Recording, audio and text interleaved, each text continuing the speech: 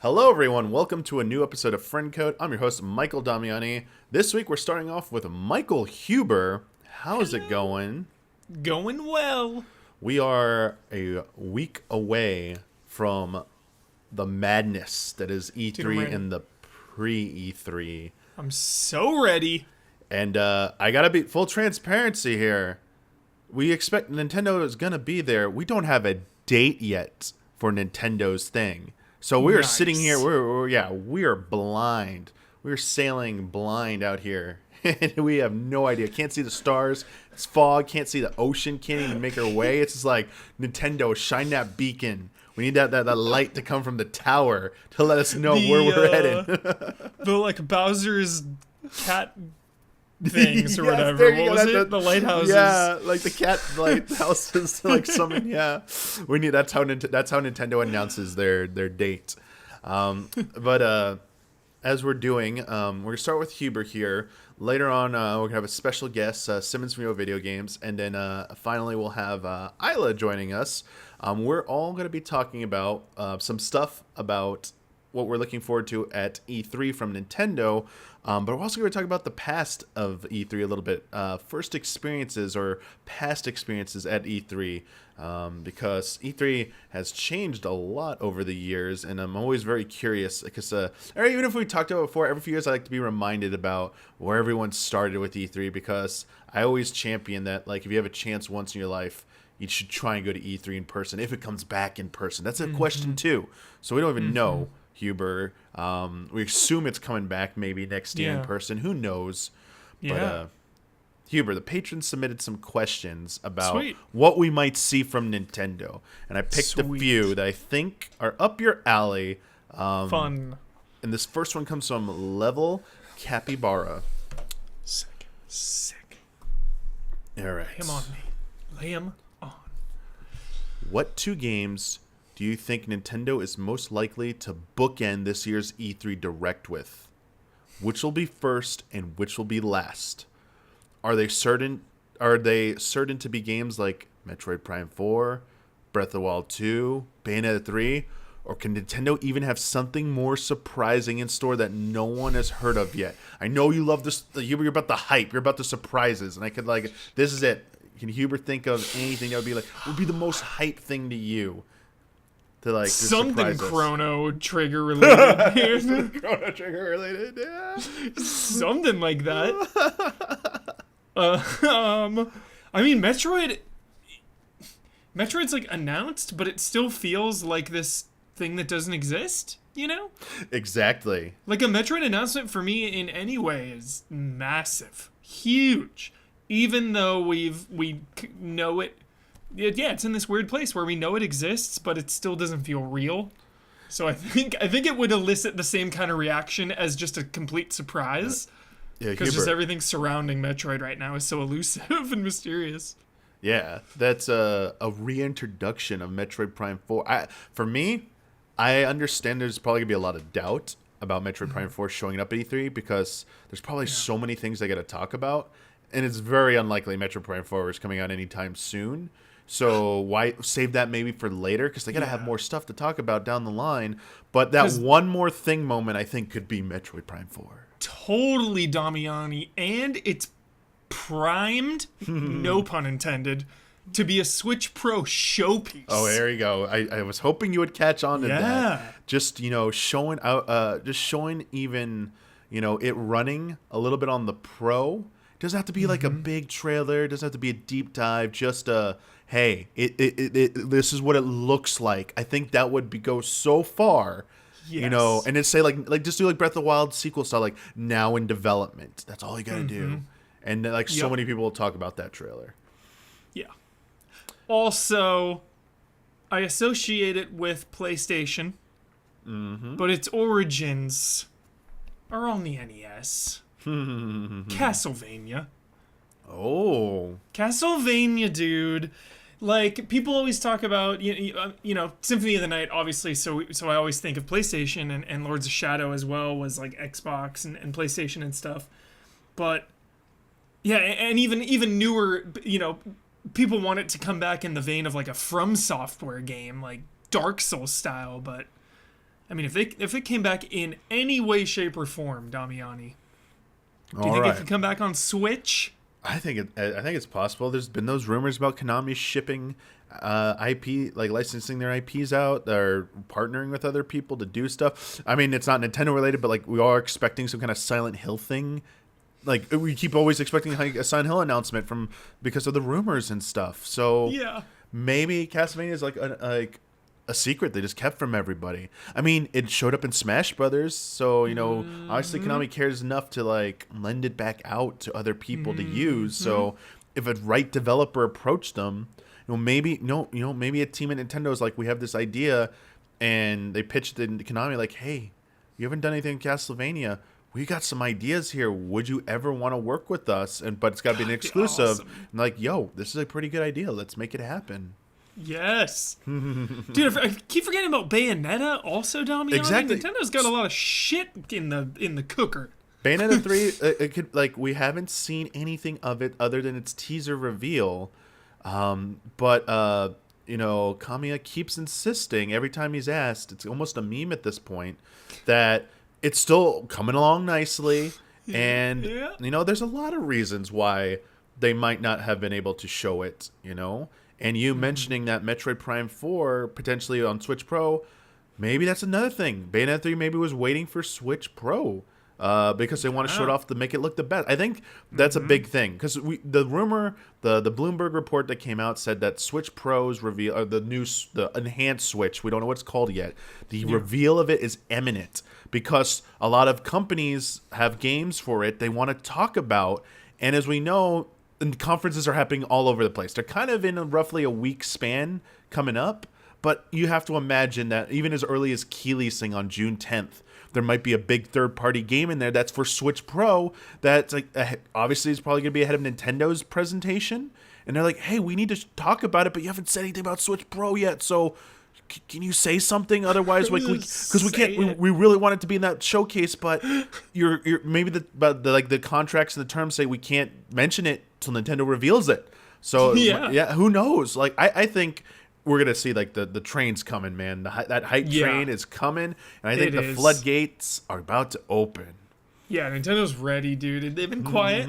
Obviously, we always have to mention the pandemic and everything. Of course, yes. I feel like I want to believe that, and I do believe it, Damiani. I choose to believe that so many games have been held because of the Switch Pro, dude. I'm just like, once they show that, so true, like you said, so true. That that's my optimistic outtake as well. Yeah, but I want to believe it. Speaking of Switch Pro, this next question, I think this is perfect for you because you're one of the people I talk to that's like is about like 4K and visuals. But this is a question to ask you which you are going to choose, which you favor most, Huber, from Garrett Holfish.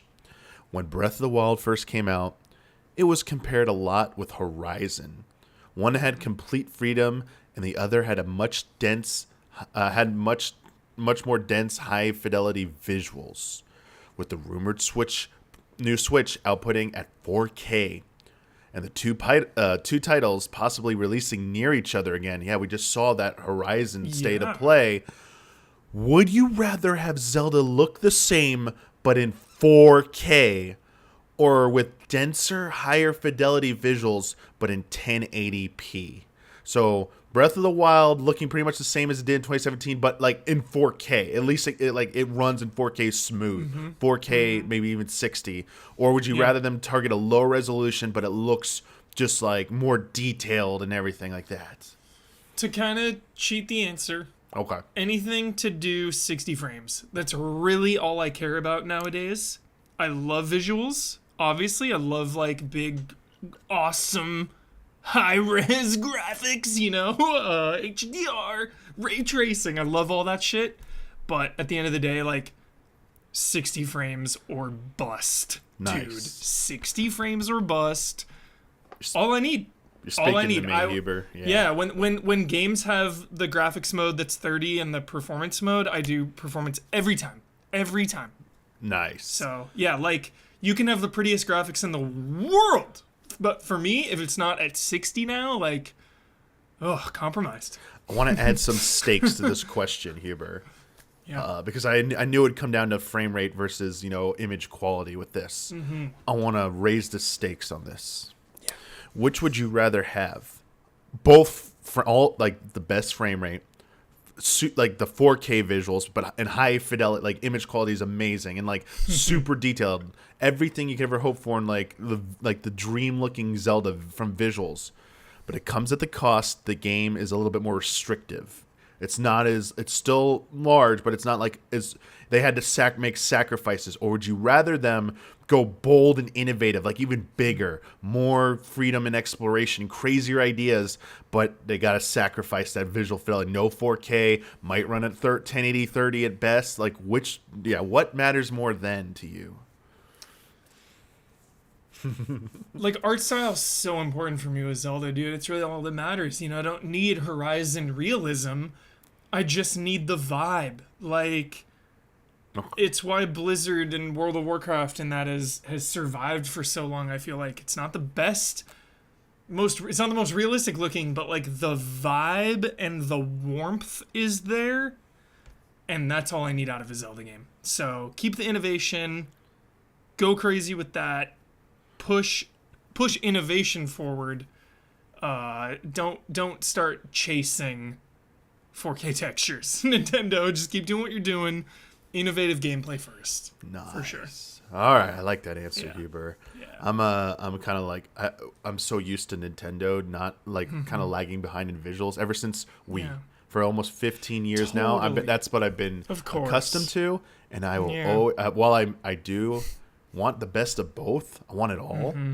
Part of me still wants, will still always prefer when it comes to Nintendo games, innovation, better gameplay, better design. If you need to sacrifice visuals, so be it. Because some of my favorite games, like, so be it. I remember Xenoblade Chronicles. Like, remember Brad wouldn't even play because of the faces and stuff. It's like originally, it's like.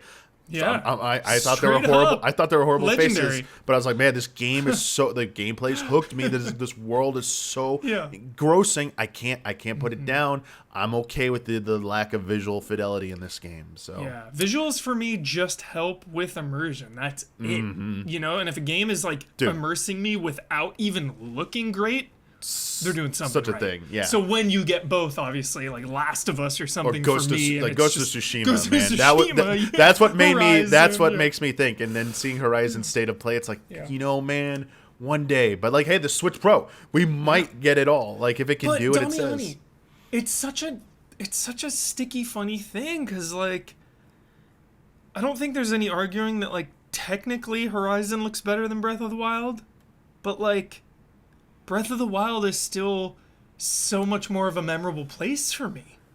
I think of Terrytown and Hatano Village, like, there's such an identity and a vibe there. I know it's fantasy like, versus. It's totally, and it's Fortnite versus like PUBG and stuff. Realism versus cartoony. I think it's very hard. Totally. I think it's because it's our nature as human beings. We live in reality. We see it every day. So when games look like that, the visuals aren't gonna, like, it's harder to make those visuals memorable. You got to have some weird quirk or something to stick out, or you got to go, with some kind of stylized aesthetic. And while I won't down on a technical level, Horizon, what I saw the way Horizon looks. God, I love it. Oh, yeah. Like, that looks great. I could see an edge still going to like a Breath of the Wild sequel just from the teaser trailer, that cave and everything. It's like, it's just like, wow, they just have an art style. Yeah. But I mean, they're going for different things, and like I appreciate both. Totally. For sure. Yeah, they're so different. So different. I got a question from Raul about some possible collaborations or surprise announcements from other Nintendo things appearing in other conferences, Huber. You like in Ubisoft and stuff in the past and everything, their history with Nintendo. Do you think there will be any Nintendo surprises at other press conferences, kind of like how Skyrim for Switch was announced in 2017, or Rabbids? Rabbids is another big one. If Samus is not in Fortnite, I will be so surprised. I will be so shocked. Okay. I will be so confused. Can I ask you something, Hubert, about I that? want to know. Yeah, what's I up? saw an image, and I don't know if it's fake, but showed a silhouette of like the current season. Showed like Kratos' silhouette, and like it showed all the characters. The most recent ones have been confirmed, and one of the Yeah. silhouettes clearly looked like Samus. Was that fake or something? Could be fake. Oh Could be, my I don't even know. gosh. I have been out of the loop Okay. for a while, but like the rumors for Samus have been so hot for so long in Fortnite, and just the whole theme of like hunters, you know, and they had Predator and Ripley and Kratos and Lara Croft, so like a lot of collaborations, but I am still holding out hope that Samus reveals herself in Fortnite. They gotta get just because something I want in there. totally, and I would love it if they made it an event, if they had a limited time mode, if they had like Metroids coming in, Dude, Hubert, something, I got it. you know, Not that'd just be that. so great. One of the gimmicks in Metroid is raising and lowering of acid lava. Like even the Yeah. stage, Breen Star in Smash Brothers, that's the thing. Yeah. What if the map, they did a massive event where the map had rising and lowering like lava or acid levels on top Perfect. of, like that's the difference. So like certain zones are now unsafe on top of like Yep. the circle, like double whammy. love it. Oh my gosh. Would love it. And like have her ship or something, because like they did that with Predator. They had like his ship or whatever. With Mandalorian, they had like the Tatooine Mos Eisley spaceport cantina thing, and it's like, dude, with Samus, like if you just have some cool That or like an her underground spaceship segment where you can go under oh, the map and it's in like yes. caverns. yes, dude. Please, Fortnite, That please. change things up so much. And then that would just alleviate the wait for Metroid Prime 4 or a Metroid or Metroid Remaster or anything. Like, just give us that little thing. That'd be so cool. Yeah, there any other companies you like that's something you really wanted to see that either Nintendo lending an IP to them that you think is ready, or just a franchise maybe from another publisher that they're gonna make a big announcement about finally being back on Switch or on a Nintendo platform. I mean, maybe have an absence for a while. I did say it earlier, but I really feel like Castlevania coming home Yeah, to Nintendo could just be. It would just be such a big moment. It'd be such a big move. There's always still, even though they're so much better about it now. I mean, that Switch shop is absurd. How many games are on there? There's always criticism about third parties. So you know, kind of retaining, getting that co-op back. You know, Konami and Nintendo with Castlevania would just be it'd be huge. co-op Castlevania game, dude. Dude, yeah, yo, sign me up for that. Yeah, now I'm starting to get some ideas. Just slipped my mind what I was gonna say, because I was gonna bring something up for you, Huber, and now I just freaking forgot. Sorry. Great. Sorry. Oh no, I remember. Yeah, dude, because I want to get back at you for old betting special, the most sure bet that I didn't get right. Phil Spencer not mentioning or saying Nintendo in a press conference. Is this gonna be reversed this time? Will Microsoft say anything? And will there be any Nintendo related so thing good. in that Microsoft thing this time? Oh, I want to know. dude. I know, yeah, but something like that, even something as like. Well, I think we're gonna be talking about it later in the next with my next guest, but because we have a question about Smash Bros. But like one of the new characters and stuff, like obviously like there's dream scenarios, and like Master Chief could be one of those, and that opens the floodgates for more of that collaboration between Nintendo. Kratos. That's what guys get. Kratos is the big one. 'Cause Yeah. I will say this. I keep saying this. If Smash is really ultimate meant to be a celebration of the history Ultimate. of gaming, they need something from Sony. Just one, Yep. even if it's not Kratos, like something from the Sony, wheelhouse. Snake kind of counts, Yeah, but not. but They so- need like a then- Sony character, a straight up Sony. Yeah. Yeah, you're Yeah. right. You're absolutely right. Yeah, Yeah, like Sweet Tooth or something. yeah, and I mean, there's still no Nathan Mortal Drake even. Still no Mortal Kombat in there. They got Street Fighter. It's like, dude, Mortal Kombat fighting game franchise, like iconic. You couldn't just put like Sub-Zero in there and like not So very perfect. violent, and Yeah, you just freeze people. freeze people and stuff. That's yeah, come on. Well, Super Nintendo, dude. Mortal Kombat. yeah, that'd be hilarious if there was an option they had to add like blood or no blood in Smash. Like you see Sakurai giving that Love it. presentation, he's like, Would we love also it. wanted to honor the legacy by offering a blood code or something. So good. So good. That would be so amazing, and I'd love to see him talk about that. Yeah, just the video before the announcement. It'd be so fun. What that would look like. Like Ryu going in Goro's lair or something.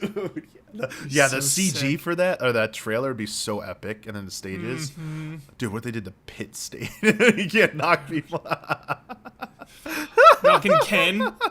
Knock Ken into the pit. Sorry, Ken. This is too good. I didn't have a question about this, and I didn't get a chance to talk to you about this because I talked with Brad about it on the last friend code. Just want to just briefly mention the rumor about Nintendo making a new Donkey Kong game, and but it's from apparently from the Odyssey team. Now some of that stuff has been like clarified since, but I just want to ask you this because this is what I asked Brad. Yeah. Would you be any bit saddened by knowing a new Donkey Kong game is coming at the expense of no Odyssey 2? Potentially. No, I'd be stoked. Okay.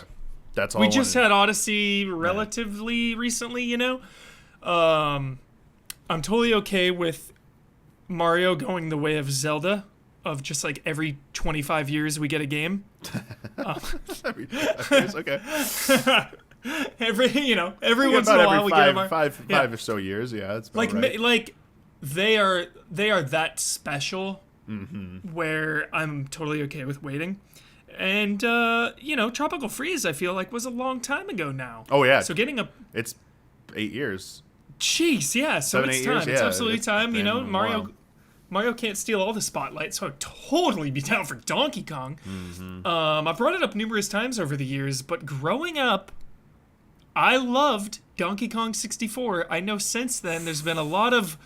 I've seen it go both ways. I've brought up Donkey Kong 64 and heard nothing but praise, and then I've also brought it up and heard nothing but intense disgust. Yep. I have not played it since I was a kid. I loved it then. I have no idea how it holds up now. But Yeah. interesting game nonetheless. Sure. I get it. But Does it hold up, Damiani? I haven't played it in a long time. I was thinking that maybe I need Dude, to we gotta replay play it. But dude, We gotta play it. I remember it's one of the first games I played that made me cognizant of I'm not sure I'm really enjoying this game. So I'm on this fence where I didn't really enjoy it. First game you thought you're not having fun Yeah. was Donkey Kong. Yeah, like I was like that. No, that I was always assumed certain games would always be good. Like, oh, it's just Donkey Kong. So it's hype. Everyone's telling me it's hype. It's gonna be good. And I played it, and I was disappointed. I'm like, whoa, it could be bad when everyone tells you it's good. Games can be bad. I was like, oh no, my reality is shattered here. Oh no, what else is gonna? That was the best story. Like, and like the first time a game felt like a chore playing through. I was like, oh no. Oh no, games can So be good. not fun. Dude, mine was probably Glover. Oh probably dang, Glover. Glover, dude. Wow. Video games can be like, make me mad. No, yes, they can. Yeah. Looking back at the past, though, I have a question about the past experiences at E3. This is a very specific question from Zach. I'm going to ask you this first, and then I'm going to follow up with like what your first E3 experience was like. But this is a very specific question, and it's kind of a little bit trying to troll you, Huber. So I'm going to prepare you that. But it seems like it's a good fun. So Great. Zach wants to let you know that my first E3 was 2018, and I also attended 2019. I had a lot of work appointments, so I didn't get to spend a ton of time on the floor. I do hold the honor of being the first person who got to play Resident Evil 2 Remake on the first day when the big police station booth opened, so eat your heart out, Huber. Nice. However, I wanted to very much play Skull and Bones and even spend several hours online to play. I haven't spent several hours online trying to play it, but alas, I had an appointment and had to run off and was never able to play it. Eat your heart out. That's what he says. Was. That's what he just says. Eat my heart out, me. Got you, Huber. So good. Oh, yeah. Skull and Bones was fun, dude. Where is that game? It was legit fun. So this is their question, Huber. Were there any games you wanted to just play that were at E3, but you couldn't get around to it? Bonus points if the game was ultimately canceled or radically changed direction after you missed your chance. I never got to pretty much all Nintendo. It's very rare for me to play Nintendo at E3. Didn't get to play Breath of the Wild. I remember hearing your guys' stories about just going different ways. Like right when it started, Brad went left and you went right or something. Just it happened to be that way. Yep. Would have, and the booth and everything would have loved to have. But for Zelda, man, I mean that's an all day commitment. You know, you get there first thing in the morning and you wait. I think you probably had a first appointment, and I think it was it was Brad, Kyle, and I, and we just like Zerg rushed there. Yeah, I remember. And like because that was the plan. Like the first day we were kind of lacking on some appointments, so we talked to Blood. He's just like, okay, just try and go play Breath of the Wild. We need as many impressions. So man, that's the thing about E3 though, is like you gotta pick and choose, and even when you try and pick something, you might be there all day. Because that's what E3 has become, is like giant, what it had become. You know, who knows if we go back to it. Yeah, because even really, no disrespect to smaller games, even smaller games, I can't really think of one, but even smaller games take a while. You know, I have an appointment in the other hall at 4 o'clock. You know, I'm always there early. Got to get there at like 3:50. That means I stop whatever I'm doing at like 3:30 to get there by 3:50. Wait till 4, do the thing, done by that. I mean, that's like an hour and a half right there on like just one small game. So yeah, it's usually stacked, packed. I love it. I'm hungry for it. But I'm always grateful. I'm never like regretful of like, I just wanted to see the thing, you know? Because to me, demos and trailers are spoilers. So like if I don't end up playing it, like I'll play when it comes out if I really want to see that thing, you know? But Zelda Zelda and Mario will always be special. Like, I want to play it, definitely, no matter what. Like, I don't give a shit about spoilers. Let me play it. I want to play it. Yeah, I feel like it was such a big game with Breath of the Wild. It was like, you knew you were only getting 10, 15 minutes. It's like, what possibly can be ruined by this? Like, you just want to know how to play. It's an open world Zelda. I just want to, as you said, run in different directions and see what it's like.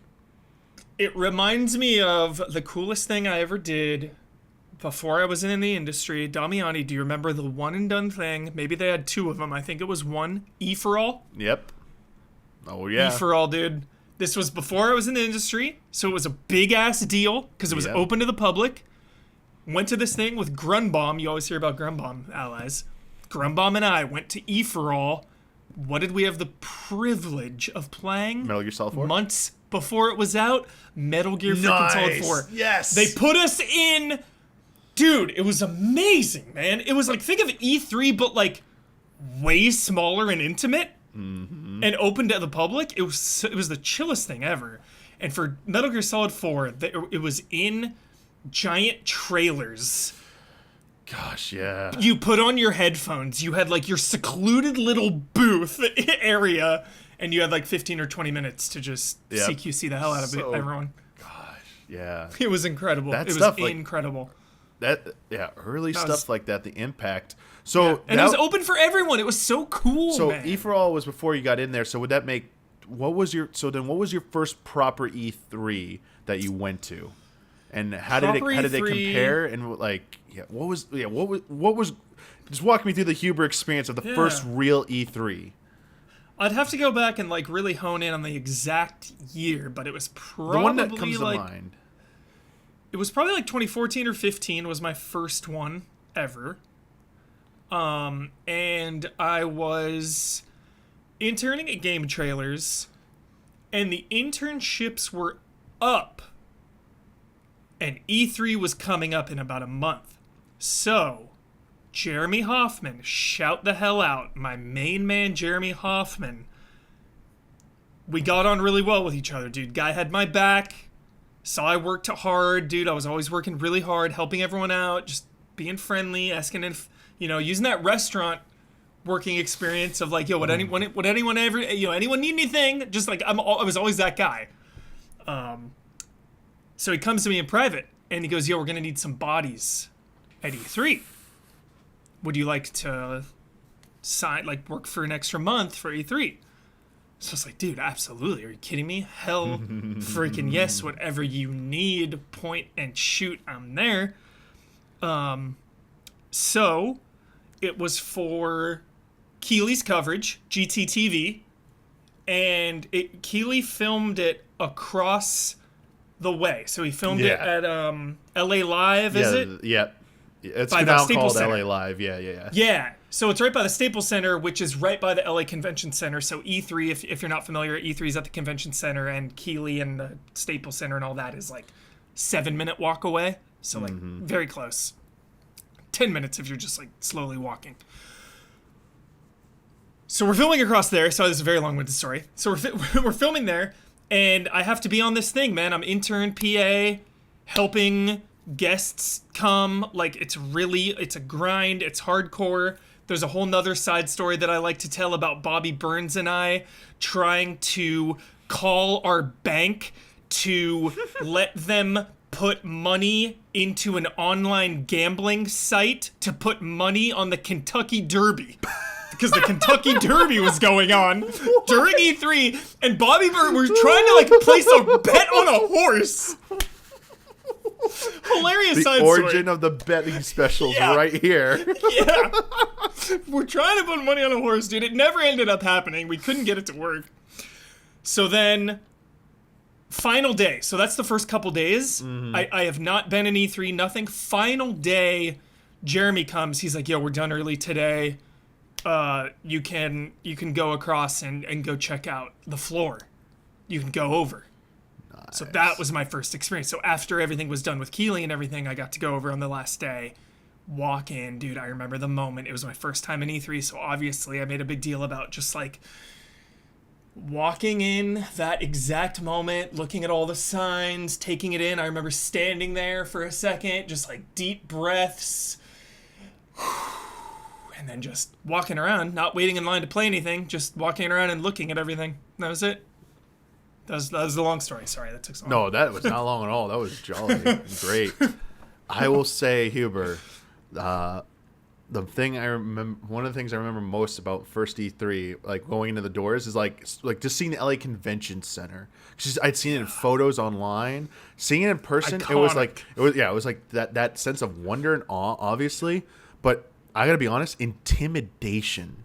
It is. It's huge. Especially in 2000. So my first one, I got to go before I worked at I was doing it on my own. But the 2008 was the first E3 I went to, and it was first one back at the convention center. So it was a little bit smaller, but they still had all the banners. Like, and in 2009 was the first proper normal E3. Those two E3, especially 2009, I remember like everything being back to normal and like this is chaos and like, but now I'm in official capacity. This is my job. I'm getting paid to do this. Like the intimidation of like this is the big leagues now. Like it was like that sense of like, oh no, I gotta be like so professional and like let's go and stuff, and like how over the years like that's like eased so much. Now it's like, dude, E3, like you know all the ins and outs. Like I know this I know this is easy, but so it's intense. I was lucky because a lot of reasons, but I was lucky in the sense of like the nerves beforehand because I had worked so closely with Jeff Keighley on GTTV, and that was scary, dude, because that was like my first ever real gig. I was an intern, but like the other interns were mainly at home base, Game Trailer's office. I would always like go out with Keighley on the shoots. Never with Keighley. I would like obviously meet him there. I was with the crew and everything, but just like having to be a part of those shoots and like just you better get your shit done, man. Like no fooling around, no messing around, high stakes. So by the time E3 came around, it was like, okay, I can do this. Yep. Yeah. Ooh, E3, so close. Was there anything? I'm excited. Yeah, I know you're excited. Was there anything we didn't talk about? You just like that you just want to mention? Because I know I was driving these mostly by patron questions, and I was trying to pick the best ones, but I only had like the patron questions to go off of. There were a lot of them, but I don't know if there's something that's like, dude, this is like, we gotta talk about this. Otherwise, nothing. Yeah, we're good, man. Nothing, dude. E3, Zelda Mario Switch Pro. Hopefully the floodgates open, dude. They're ready. I'm ready. It's Nintendo's time. Yes, we're just waiting. It's Nintendo's time. Just waiting on that date. Come on, Nintendo, time. The clock is ticking. Let's go. We need that day. Excuse me. I'm going to call it now. I think they're just going to go the last day. Tuesday is now the last day of E3, but that's always been their day. End of the line. And I think they're going to do a morning like presentation, and then they're going to do like their Treehouse Live deep dives into like showing off the gameplay of the upcoming games probably throughout that day. And that's what I'm expecting right now, is that lock down that Tuesday, everybody. I can't tell you right now. But I mean, I legit just got chills. But the reports say that's, like, as I said at the beginning of this episode, we said the Switch Pro is supposed to be announced before all this. So, like, dude, yeah, it's like every day we get closer. It's like process of elimination, bud. Yeah, one less day. Your secrets the fog is lifting. Come on. Like right now, dude. It could be Nintendo E3 leaks. By the time you're watching this public on Wednesday, they might have already done everything, so we might already be like we were behind. But we'll have to see. But dude, thank you. 9 hours ago, Damiani. 9 hours ago, Nintendo new Metroid game leaks at Walmart. Just like leaks, dude. Yeah, the listings were on like Amazon sites for the Switch Pro and stuff, and like, oh, here we go. Well, I love leaks that are true and nobody believes them. Yep, that's the best. Hiding in plain sight. Hiding in plain sight, dude. Oh no, dismiss it. It can't be real. It's not happening. Dude, thank you so much for chatting with me about E3 and the hype to come. Pleasure. We're going to be right back in just a moment with a special guest. Simmons from YoVideoGames is going to be joining us to talk a little bit about E3 and also their history with E3. So we'll be right back.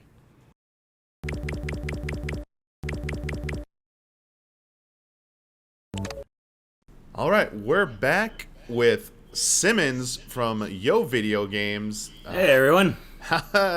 So glad to have you back on, and this is, I thought, was the perfect episode because we had Huber on. We're gonna have Isla on a little bit later, and we're talking. Obviously, we've been talking about the upcoming E3. It is the week before, supposedly, because as we mentioned before, we don't even have a date yet from Nintendo, but we're talking about what we kind of think is going to be there, expectations, answering your patron questions about what you think we're going to see there, but also taking a look back at the past of E3, sharing our first experiences and diving a little bit into what maybe E3 was before some of you even knew what E3 was. So I'm more afraid it'll be what E3 was before some of the listeners were born. Yeah, that's how far back I go. E3 does go back a long way. It probably, for some of you, it probably started before you were even born. That's very true. But, I didn't go to the very first E3, but I'm aware.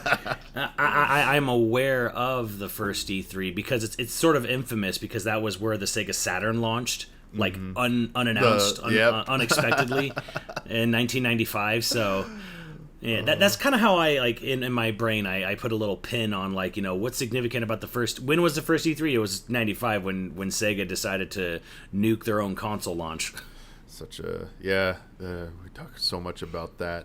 We'll get to some E3 stuff of the past in just a little bit with Simmons here, but I have some patron questions, Matt, sure, about what we might see at E3, and these ones I kind of handpicked because I knew they'd be right up your alley. And this first one comes from JG. Hey allies, with E3 fast approaching and only 2 characters remaining in the Smash Ultimate Fighters Pass, who do you hope will be announced? And who do you actually think it'll be? And I will add this on because a few other patrons asked about this, but they specifically want to know, do we think we're only getting one announcement, or do we think we'll get both of the final fighters in one dump?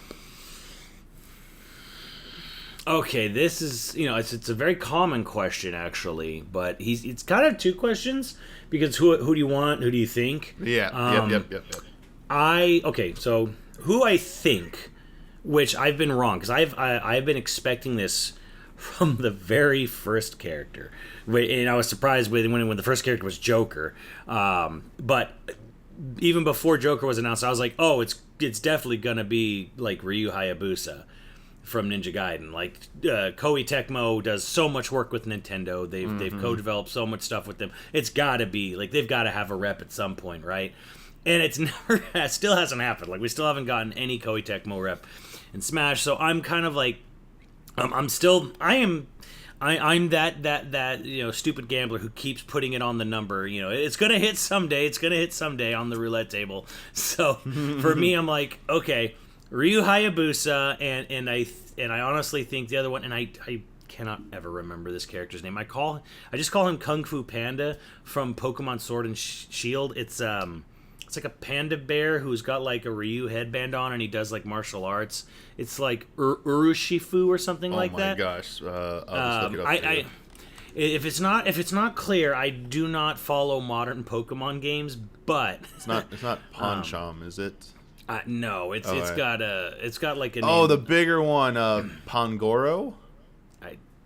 Could be. I most of my chat usually likes to tell me it's Urushifu or Shifu or something with starts with a U, I think. Does it have like a leaf thing coming out of its mouth, like it's chewing on like a twig? No, maybe. I don't think so. I think he's from the DLC for Sword and Shield. Okay. Right, and usually the only reason I say this is because Kubfu, right? Yeah, but like his evolved form, so it's more like okay. Like a bigger standing one. And the only reason I say this is I'm like, well, okay, Smash Brothers likes to usually have some generational representative. There are some generations missing in Smash, I understand that. But generally, like, they like to get ahead on stuff. So to me, it's usually like there's usually like some Pokemon rep from like the latest Pokemon game if they can have it. And like the starters, maybe Score Bunny's there, but the reason I don't think like it'll be any of the starter sets from Sword and Shield is because, again, Score Bunny seems to be the most easily transferable to a Smash character, but they just had Incineroar at the start, so that's why I'm like, okay, they'll probably go with something else. The other two don't really seem to match up as like a fighting game character as well, but maybe the DLC for Sword and Shield might be that sort of, okay, here's this martial arts panda bear that seems like a great fit for Smash. So for me, I've always said probably a Pokemon, and then when I saw like there was this I just call it Kung Fu Panda. Yeah, so it is Urshifu. Yeah. So I'm like Urshifu or maybe Ryu Hayabusa. Those are my predictions, my safe bets. Just a Pokemon and a Koei Tecmo rep. Yeah. So those are my safe predictions. I think the Ryu one is generally expected because, for everything you said, because of Koei Tecmo having such a good working relationship with Nintendo. Yeah. I do think that's not an E3 level of announcement. It's still a big deal it'll be big. It's always a big deal for someone. It's always someone's biggest deal. But I think if that's going to be the case, for the other questions that patrons asking, the last question about do we think it'll be one or two, I think if it is Ryu Hayabusa is one of them, then they're also going to throw in like the last one, especially the last one's like maybe a bigger character like a Dante or something. If it's not a like Pokemon character, even if it is a Pokemon character, that might be the bigger one. I think they'll put them together to try and increase the impact to be like exciting potentially.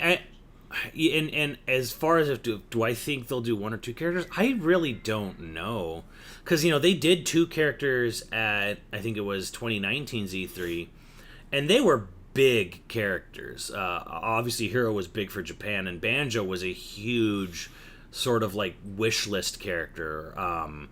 Granted, like Banjo, because we haven't been in like a new game in a long time, but like there's so much history with the duo, with their games, with Nintendo, with Microsoft, and being Microsoft characters. There were so many things that made it impossible, and it was highly requested, and it just couldn't happen, or we just thought it could never happen. So that was such a big deal to end E3 2019 on that note. And considering these are, by all accounts, the last two characters for Smash Ultimate, bearing any unforeseen circumstances, you'd think maybe they want to go out with a huge bang, but there is another side to this, if you'll indulge me a bit, and that is I kind of feel like Fighters Pass 2 feels more like tying up loose ends than it feels like getting those dream wish list characters in there. Min Min felt like, okay, Min Min's cool, and I'm not knocking Min Min, but it feels a bit like there's a character he wanted in the main roster, didn't have time, set it aside. The exact same thing with Pyra and Mithra. They felt like, I really wish I had time to put these characters in there, because they're great new Nintendo Switch characters from the first year on the market. Minecraft Steve obviously is a big get. He's a big wish list character, and the only reason I think he's in this season is because I'm gonna guess, this is all just tales from my mind. The Microsoft deal with Nintendo probably was solidified long before the game even came out. They knew they were going to do both of these characters, well in advance. But I'm going to guess Sakurai and the team probably went, okay, Steve's going to be a weird character. We're going to need a lot of time to think about how we're going to, make him do his moveset and then program it and make sure it doesn't crash the system. So we're going to need a lot of extra time to make sure Steve works. Banjo, we could probably figure out a moveset and everything and do that much quicker than we could for Steve. So I think Steve was just sort of, we know he's going to be a big character, but it's going to take a lot of work. So we're going to put him a little further back. And then Sephiroth, to me, has always felt like Sakurai being a perfectionist. I just feel like he knows Cloud was massively underrepresented in the game. He knows he didn't have spirits. He knows he didn't have music. He knows it felt like it was almost just well, he's barely in there. And it's Final Fantasy is way too prominent of a game series worldwide to just have just the barest minimal effort of his character, just what was in Smash 4 and nothing more. We didn't even have the Chocobo hats or Geno, when the game came out. Those came way later. So I think Sephiroth, to me, in my mind, was Sakurai feeling like, I'm really upset that Final Fantasy doesn't have more, and I want to correct this. And maybe the only way to do that was through DLC, because that would directly be giving a lot more money per sale to Square, which is probably what was needed. And I can tell you this as a content creator online. There's a lot of companies tied up in those music rights around the world. A lot, way more even more than I thought about before. But I can tell you, it's not just one person you have to deal with there. So it's that nightmare of legal entanglement had to be probably worked out a lot before they could get more music into it. It's probably why they couldn't do it at launch. It's probably why at launch there was just still only 2 Final Fantasy songs. So, so all that in mind, I might caution the idea of getting too hyped for the last 2 characters, because they may not be these mind-blowing events. Oh my gosh, Sakurai got Terry and Joker and Banjo, and all these really kind of out there characters, big third-party stuff. It may not be that for the last 2, because it might just be tying up a loose ends kind of fighter pass. Again, it might be a Pokemon and maybe Ryu Hayabusa. So I don't know. And like you said, Ryu Hayabusa will be big to a lot of people, but it wouldn't be as big as, say, Master Chief or Kratos. Let's be honest. Yeah. Being fair. I do think your explanation there about maybe keep some hype in check, because it's always nice to dream, and obviously with only 2 slots left, obviously there's way too many requests out there. There are too many hopes and dreams. They're not going to be satisfied with those 2.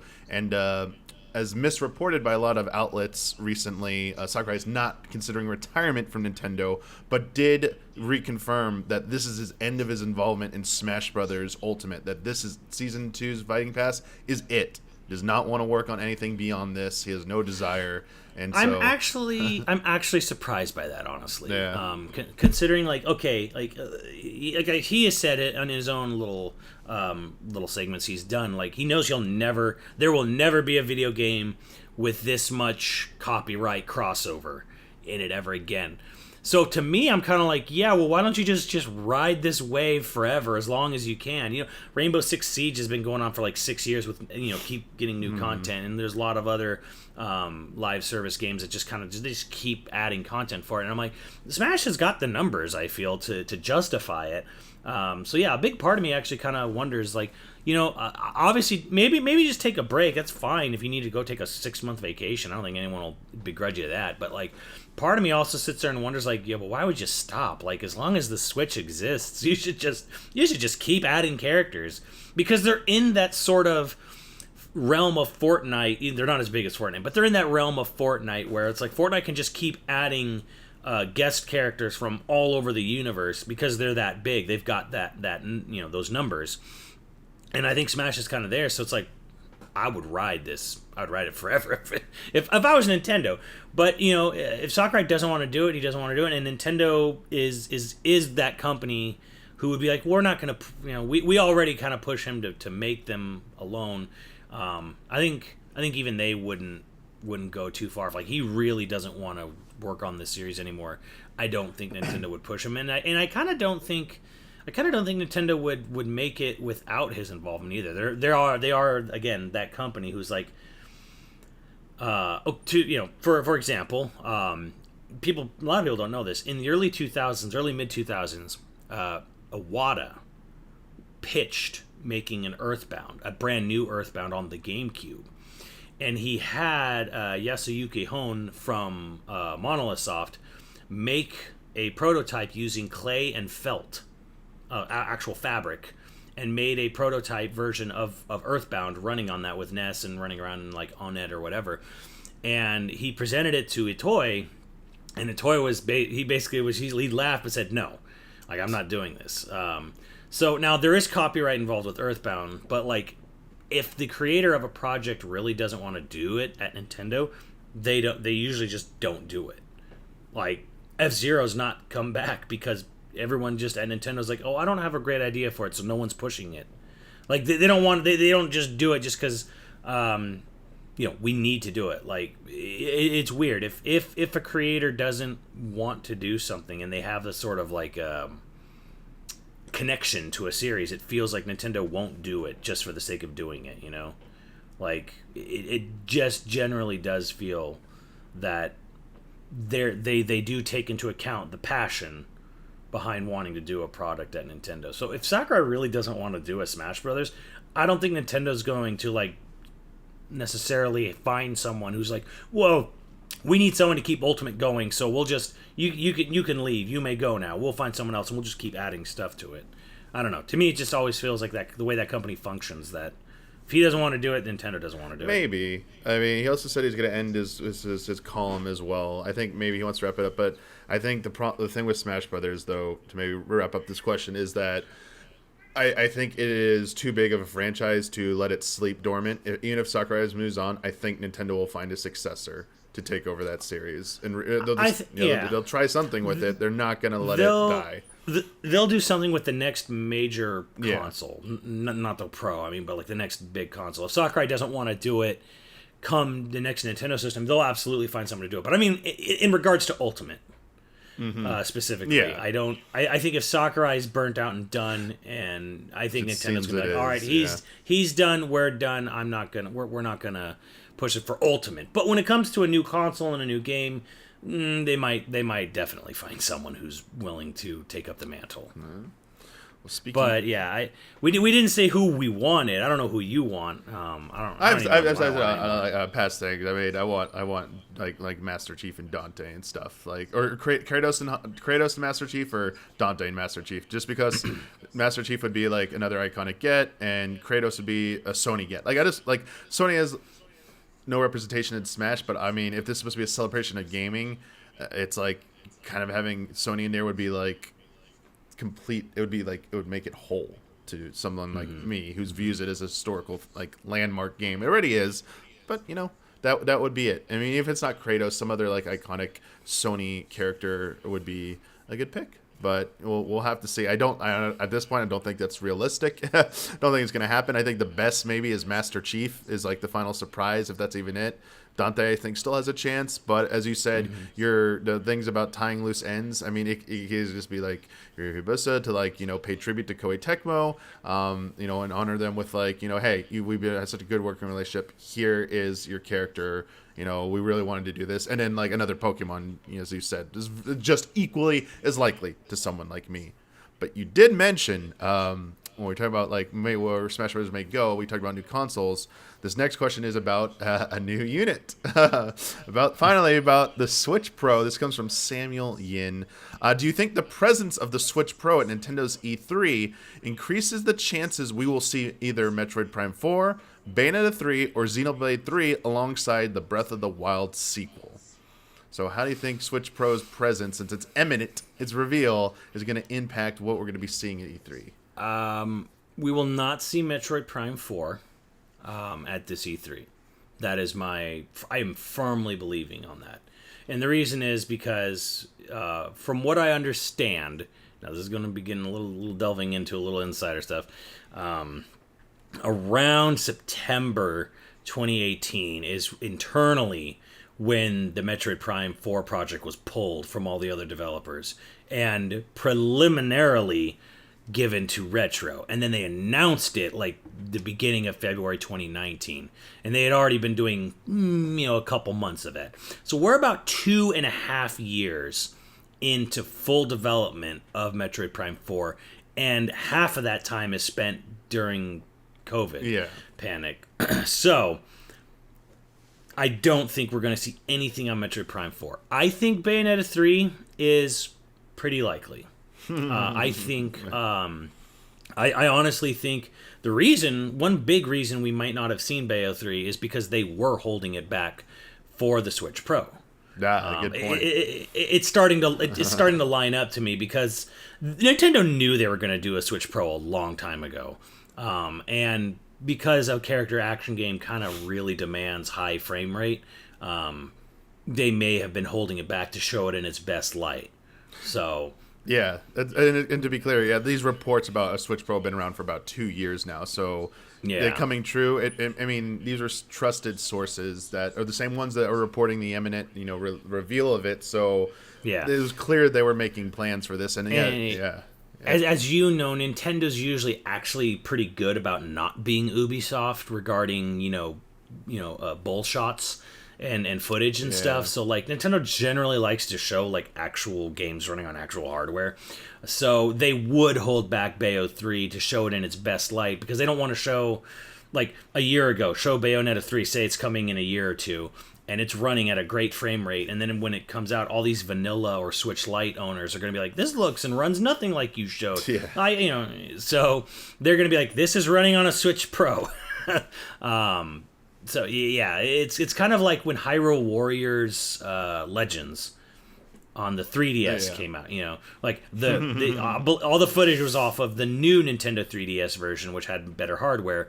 Nintendo obviously was not going to showcase that game running on a vanilla 3DS. So I feel it's a similar situation. So I actually do think there's a good chance Bayo 3 shows up.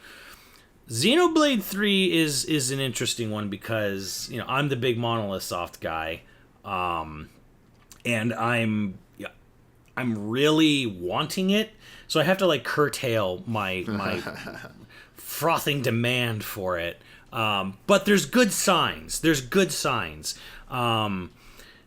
been 3.5 years since their last full console release.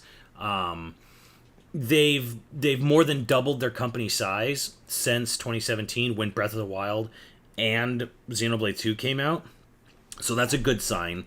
Takahashi gave an interview last year talking about how in May 2018, both games, a new game and Definitive Edition, were greenlit. And they went into full production on both as soon as they wrapped Torna, which was only DLC anyways. And that was around August, September of 2018. And half the team was doing a new game, half was kind of doing Definitive Edition. And then he said once Definitive Edition wrapped, they immediately all moved over to the new game. So, you're looking at a game that's, if you line everything up, because Xenoblade X came out end of April 2015 in Japan and December 2015 in North America. And they spent the next 2 years, just 2 years, getting Breath of the Wild done and Xenoblade 2 done. So they've already had more time and more staff to make Breath of the Wild 2 and another game as well. And yes, Definitive Edition was also kind of in there as well. But again, they've had way more staff than they used to. So the timing is good. There's been some murmur around, if you follow musicians. I kind of don't like jumping to conclusions on that. You know, I don't like saying, "Oh, this is what that is," kind of thing.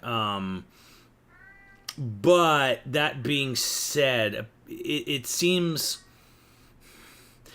okay. Like to indulge a little bit for a lot of people who don't know, there's a music studio called Procyon Studios. They do concerts and music soundtracks for video games. They did the Xenoblade 2 soundtrack along with some other collaborators. They've recently been doing a lot of recording. We didn't know what it was for. However, as one of my longtime subs on my Twitch pointed out, there was the most boomer way ever to reveal something, because there's the Bratislava Symphony Orchestra has a choir. And to my knowledge, they've only ever recorded for a video game once before, and that was for Xenoblade 2. And then on their Facebook page, they posted an image saying, "We're doing, at distance choir recording today. It's for a video game being released in Japan." It's for a Japan video game. Yep. And as someone pointed out, that's the most boomer way to accidentally reveal something. Yeah, he didn't say the name. Then, he didn't. But then Mitsuda-san himself, Yasunori Mitsuda, the composer, the main composer for Xenoblade 2, commented, "Oh, thank you, it was a really great time," and it's just kind of like, oh. Yep. So they're doing something for a video game. We don't know what. We know they've recorded with the Tokyo Philharmonic. They've done, social distance, because Japan's actually in lockdown again. So they've been doing the social distancing where they record chunks of the orchestra in different segments, like, woodwinds and brass and strings, and then they did choir with Bratislava Symphony Orchestra. We don't know what game it is. We didn't even know it was a game until that Facebook post. But it's like, we know they're doing a game, but some people have sort of jumped to the conclusion that, it's definitely got to be for a Monolith Soft project. And I'm like, well, that is generally who he works for. He has a very close working relationship with Takahashi-san. Like, you can actually find the Iwata Asks for the first Xenoblade, where he talks about they have like nicknames for each other, like Misan and Taka-san or something. Like, they have like these really shortened honorifics for each other, basically I know him on a first name basis. And Mitsuda doesn't really like composing brand new video games because he works himself really hard when he goes on these things, and he had to be asked 3 times to do Xenoblade 2.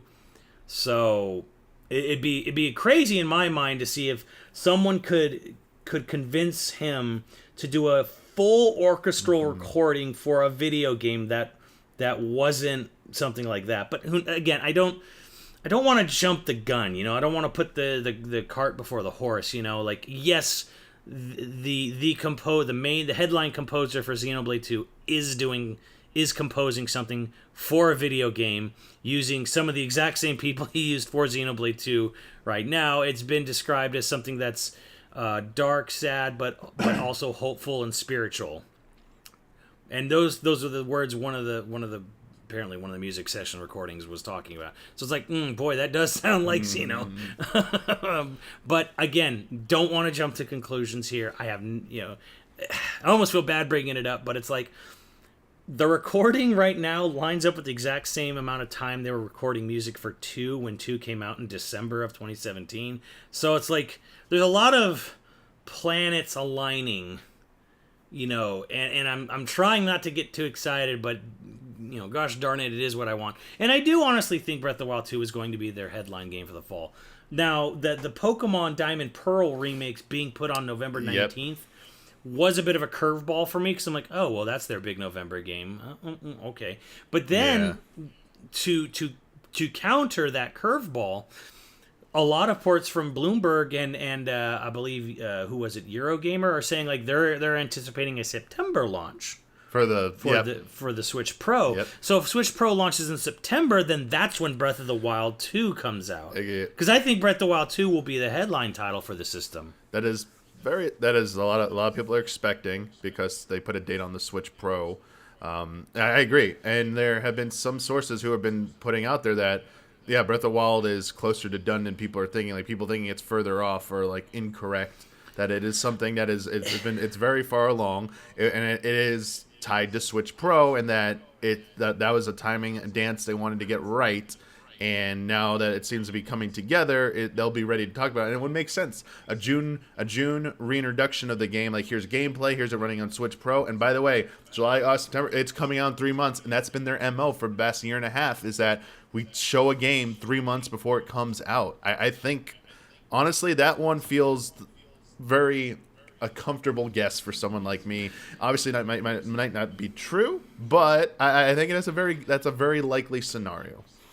I do too. And my thing is, like, it's been 4 years since they wrapped DLC on Breath of the Wild. Or I'm sorry, not DLC. The main game. The main game has wrapped over 4 years ago, and then they did some DLC, and that was like one chunk of DLC, and that was kind of it. So again, like, it is a team effort. It is being made by Monolith Soft and Nintendo EPD. But I mean, again, it's been a long time, and it's not a game that's going to try to drastically reinvent what they've done. Like, it's using a very similar art style. It may be even using the same world, even, or parts of it. It's not like this weird thing where Skyward Sword came out so long after Twilight Princess, because Skyward Sword was trying to use brand new tech, and I think we've heard rumblings too that Skyward Sword kind of like started and restarted development like multiple times. Like, they tried to make it work, and then they gave up, and they tried to do it traditionally, and then they saw Wii Sports Resort, and then they went back to Motion Plus and tried to make it work again, and then we ended up with the game we got. Again, it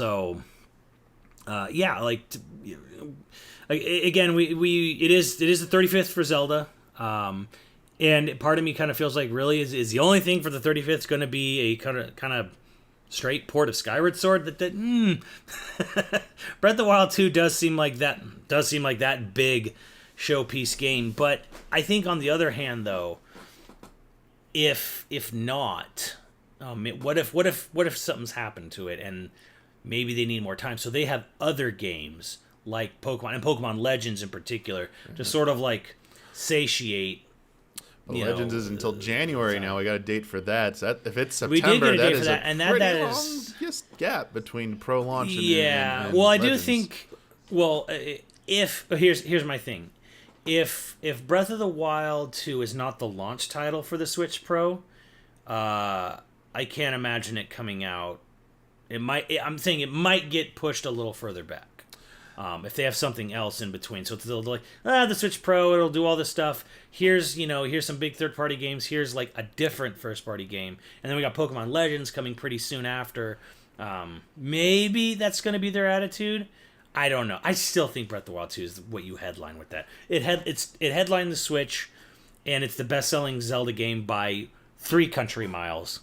They're going to want to repeat that success with the Switch Pro. Yeah. I just there is sort of that attitude where it's that part of my mind where I'm like, well, Nintendo sometimes does things you wouldn't expect, and I'm like, yeah, but like, gosh, man, I don't know.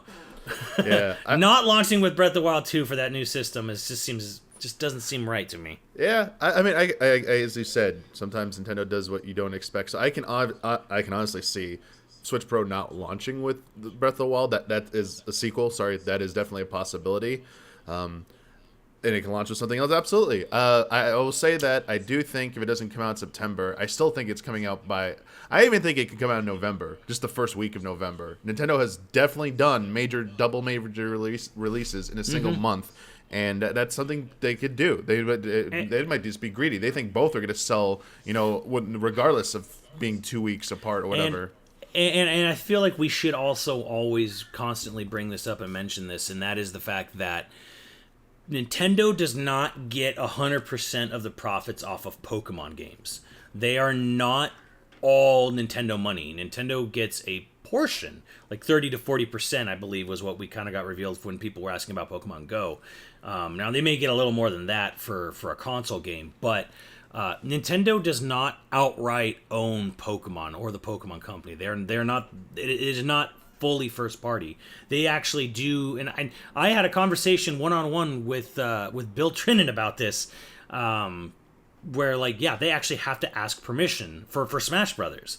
Like, Nintendo has to go and get approval from Pokemon Company to can we use this? B, here's all the animations. Here's what they're doing. Do you approve? Yes or no? Like, it is not just I'm Nintendo. You do what I say when I say it. Like, the Pokemon Company is actually a separate entity, and they do share profits. So, as much as Diamond and Pearl is going to sell and is going to make Nintendo a ton of money, they are not going to. One copy sale of Diamond and Pearl will not net Nintendo as much money as one copy sale as Breath of the Wild 2. Mm-hmm. Like, it is not a 1-to-1 there. So that's why you're right. They could double, have a double big release in November, because Nintendo will want something big that's going to get them all the money. Also, Pokemon Diamond and Pearl are remakes, and they are. I think they're speaking to. There's definitely crossover, obviously, but they're speaking to potentially different audiences, and I just think they can both coexist in the same month. But to maybe to wrap up this question, I will, like what you did say, I will counter one thing. I think there's still a chance. I mean, I think you even would concede there's still some chance that Metroid Prime 4 could show up, even though you're highly doubtful of it. I'm very doubtful. Yeah, I think I understand. COVID's probably the biggest reason why nothing would show up about it. But if if they're gonna do one more thing, I think that will be it. I think it'll be showing something substantive, like not substantial, but like something more than a title screen of Metroid Prime 4. Just like maybe like a 15-second clip of Samus walking down a hallway in real time on Switch Pro, and that's it. And it says now in full development or something, like something like that. I would love to be wrong. Yeah, I would love to be wrong. I totally know, and I agree with you on Bayonetta 3 that given Platinum's pedigree, they want the game to look and run as best as possible, and that's probably maybe why they've had to be so coy every time they ask. Yeah, development's still coming along. It's still everyone. It still exists. They're probably frustrated because it's like you can't show it because of Switch Pro. It's like and the Xenoblade 3 breadcrumbs are definitely there. And even if it's not going to be Breath of the Wild, let's say it's for some reason Xenoblade 3 is further along, man, this is the time for Xenoblade to this would be the biggest push for this series to break out and achieve even bigger success. This is the moment, and it absolutely deserves it. Let me make all of Easy Allies hate me forever. But if it came down to me and they said we only have time for one, or we only can release one at launch for the Switch Pro, it's Breath of the Wild 2 or Xenoblade 3. I'm like, I'll take Xenoblade 3. I know you would. I want both. I really want both because God, 2017 was such an amazing year for gaming, and we got both of those games, but. Something about Xenoblade 2. I'm like, it's like my Animal Crossing. I've put 400 hours into it on my Switch. Now, I don't know why I can't stop going back. It's really a lot of it is it's just the environments and the music. I love being in that environment, and I love having that just best in class world musical score from all those composers and all those production values and orchestras and stuff that went into it. It's just like I just like being there, and it to me it is like the ultimate fulfillment of what Nintendo was even talking about at the earliest E3s. Remember when the GameCube was brand new? They're like, "Worlds worth exploring" was one of their big taglines at one of their early E3s, and to me, it's like it's the ultimate fulfillment of that promise. We're gonna have these great, big, beautiful worlds, and there's just this amazing just soundtracks just filling your head constantly, and I'm just like I don't want to stop playing this stuff. So yeah, I'm the weirdo now where it's like Zelda's my favorite franchise of all time, and I still think it has the best games of all time some of the Zelda games. But right now I'm like, when it comes to Switch Pro and having that new hardware and stuff, I want Xenoblade 3 probably more than anything right now. Sure. Now you did mention that GameCube tagline about the past here. Has been one of the other parts of the themes of this episode is not just looking at the future for the upcoming E3, but looking back at past E3s. And I have a question from Tommy Lee. Sorry, I forget if I said the credit for the last question. The one about Switch Pro was from Samuel Yin. So if I didn't say that, I apologize. I forget if I said that, but thank you for that question, Samuel, about the Switch Pro. But next one's from Tommy Lee. What was it like to be at E3 before live streams were a thing? For Nintendo stuff, were you there for Reggie's legendary introduction? Love and respect, Lee. And before you answer this, Simmons, obviously you can expand upon this, but to our audience who aren't familiar, Simmons is like the equivalent of Bloodworth in terms of like just ancient in terms of E3 attendance. Bloodworth, yeah, maybe Jones as well. I don't know how early Jones has been going to E3s, but Bloodworth definitely has been going for a long time. But like for me, like Simmons is like, obviously you said you didn't go to the first one, but like you've been going for way longer than I have, and like I feel like I've been going forever too. So yeah, man, what about Tommy's question? Yeah, too. 2001 was my first E3, and this sits next to me on my desk. This is from 2001. It is a squishy GameCube. It was the first year that GameCube was shown playable to the public for the first time. They showed it at Space World 2000, and the first playable public showing, I believe, was E3 2001, and that is the first E3 I went to. I can kind of tell you. Well, it's an interesting question because it's like before streaming. So, are you talking about like if you're talking about the people at home, or are you talking about being on the show floor? Because here's the difference for being at home for the viewer, is that Nintendo didn't used to have directs. They would have one big long press conference usually before the show. Now, the difference used to be that those press conferences for Nintendo were way longer, but they weren't showing more stuff. You'd get a lot of segments where, hey, bring out this accountant, and he's going to sit there and fudge numbers and tell you how many units we sold. And they show you a bunch of graphs, a bunch of charts, and they would say, like, we're making so much profit. You know, everyone had their own spin on why they were doing the best. And that would literally take up like a half hour of time. So for the home viewer experience at E3, it used to actually be like there used to be way more dead time of just like wasting time there. Now on the show floor, Nintendo goes through blocks where like they'll have similar style booths for like 2-3 year chunks of time, if you will. One thing Nintendo used to always do at E3 is there used to be a sort of carnival style game show prize thing somewhere in the center of their booth. Again, this is where you would get something like this. So you'd have like this sort of Wheel of Fortune or spin the wheel thing one year, and people would walk away with like RC cars for Mario Kart stuff, squishy GameCube, squishy Game Boy Advances. So there would always be like a sort of like giveaway. Like you'd wait in line, you'd get up, and you sit at a table, and someone would spin a big wheel, and whatever landed in front of you is the prize you get. Sometimes you'd walk away with the Game Boy Advance.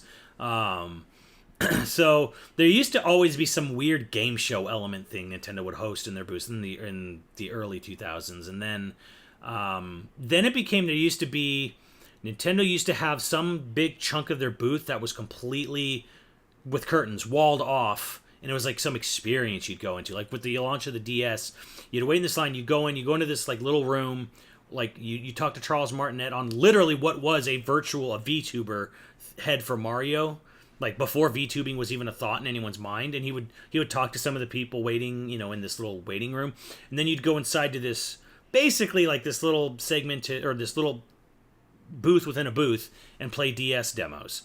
And then they had that amazing dungeon for Twilight Princess, which is probably still the most extravagant booth thing I've ever seen done for E3 ever. Bethesda's kind of tried to do some of that stuff, but like you also got to play 2 different demos, and each demo had 2 different segments. So there were 4 demos of Twilight Princess you could play, and you would go through a forest, then you went through a dungeon, and then you went through like a different dungeon. It was basically 2 different dungeons, but it was like forest, castle, dungeon, and they had like these giant Stalfos animatronics. I want to say they weren't animatronics; they're marionettes. Okay. There was an animatronic Wolf Link in the last part, the dungeon part that was based off of the forest temple in Twilight Princess, and it could be manually controlled. But I've never seen any such thing ever done. Even Breath of the Wild, which had that whole like go into this shrine waiting room, see a video, and then the door opens up and you go, and it was just like 300 demo stations for Breath of the Wild 1, which I appreciated that, but even that they didn't have anywhere near as much like interactivity or like flagrant spending as much. It probably cost as much just from inflation, but it's also they used to evolution of like what E3 had to become, because like back then there's more and more people going, and the demand for hey, we want to actually play games here, so like it's probably why it's harder to do a booth like that Twilight Princess booth, because it's like it's nice, makes for good photo ops and like immersiveness, but like there's only so many booths, so many demo stations you can fit in there. People like the even as nice as the 7 remake booth was at Square Enix 2 years ago in 2019, they still had to make like a large area for enough stations for people to play. So it's like I feel like it's a balancing act they've had to learn over the years. And I don't think any company's really learned it, even not Nintendo. They brought like 16 demo units for Link's Awakening in 2019, or like 16. You brought 16 Link's Awakening. Nuts. Like, I have a huge issue with like people not bringing enough playable demo units, so you just wait in line all day for one game. I don't like that at all. There's been different things, but 2002 and 2003 were the weird years for Nintendo. 2002, they turned it into like what you would call today what looks like an Apple store. And you had like this weird thing in the middle where there was just this long bench with these little swivel chairs, and you'd go up and you'd sit, and because they were pushing GBA to GameCube link cable connectivity really hard, and I played Tetris Trackers in English, full English voice acting for Tetra, which has never been seen again. That was a weird year for Nintendo. And 2003 they had these little mini theaters. It was like these boxes that all around the perimeter of Nintendo's booth, and you would go into these areas, and it would be like this enclosed, darkened, air-conditioned rooms for each game, like it was its own, now showing this individual game. It was kind of cool, but 2003 was like a really bad year for Nintendo as far as like showcasing. So yeah, and then lately, as you've seen, they've kind of 2018, I guess 2019 was a little weird, but they've basically done more open air concepts. Pretty much since the introduction of the 3DS, it's been kind of like the same open air, just like these. They have these strict walls that just kind of come down perpendicular to each other, and they just sort of like play stuff around them like that. 2019 was different because it was like, here's a big Luigi's Mansion booth, here's a Pokemon gym, and then here's just this back section with a bunch of other games in Link's Awakening. Yeah, that section was weird. Yeah, there's no actual physical E3 this year, but Treehouse is the greatest. Honestly, Treehouse Live is the greatest thing that's ever happened to Nintendo at E3. Yeah, it's like the biggest change too, because of like especially for this question about like the press conferences of pretty much, as far as I can remember, always being able to watch them in some capacity.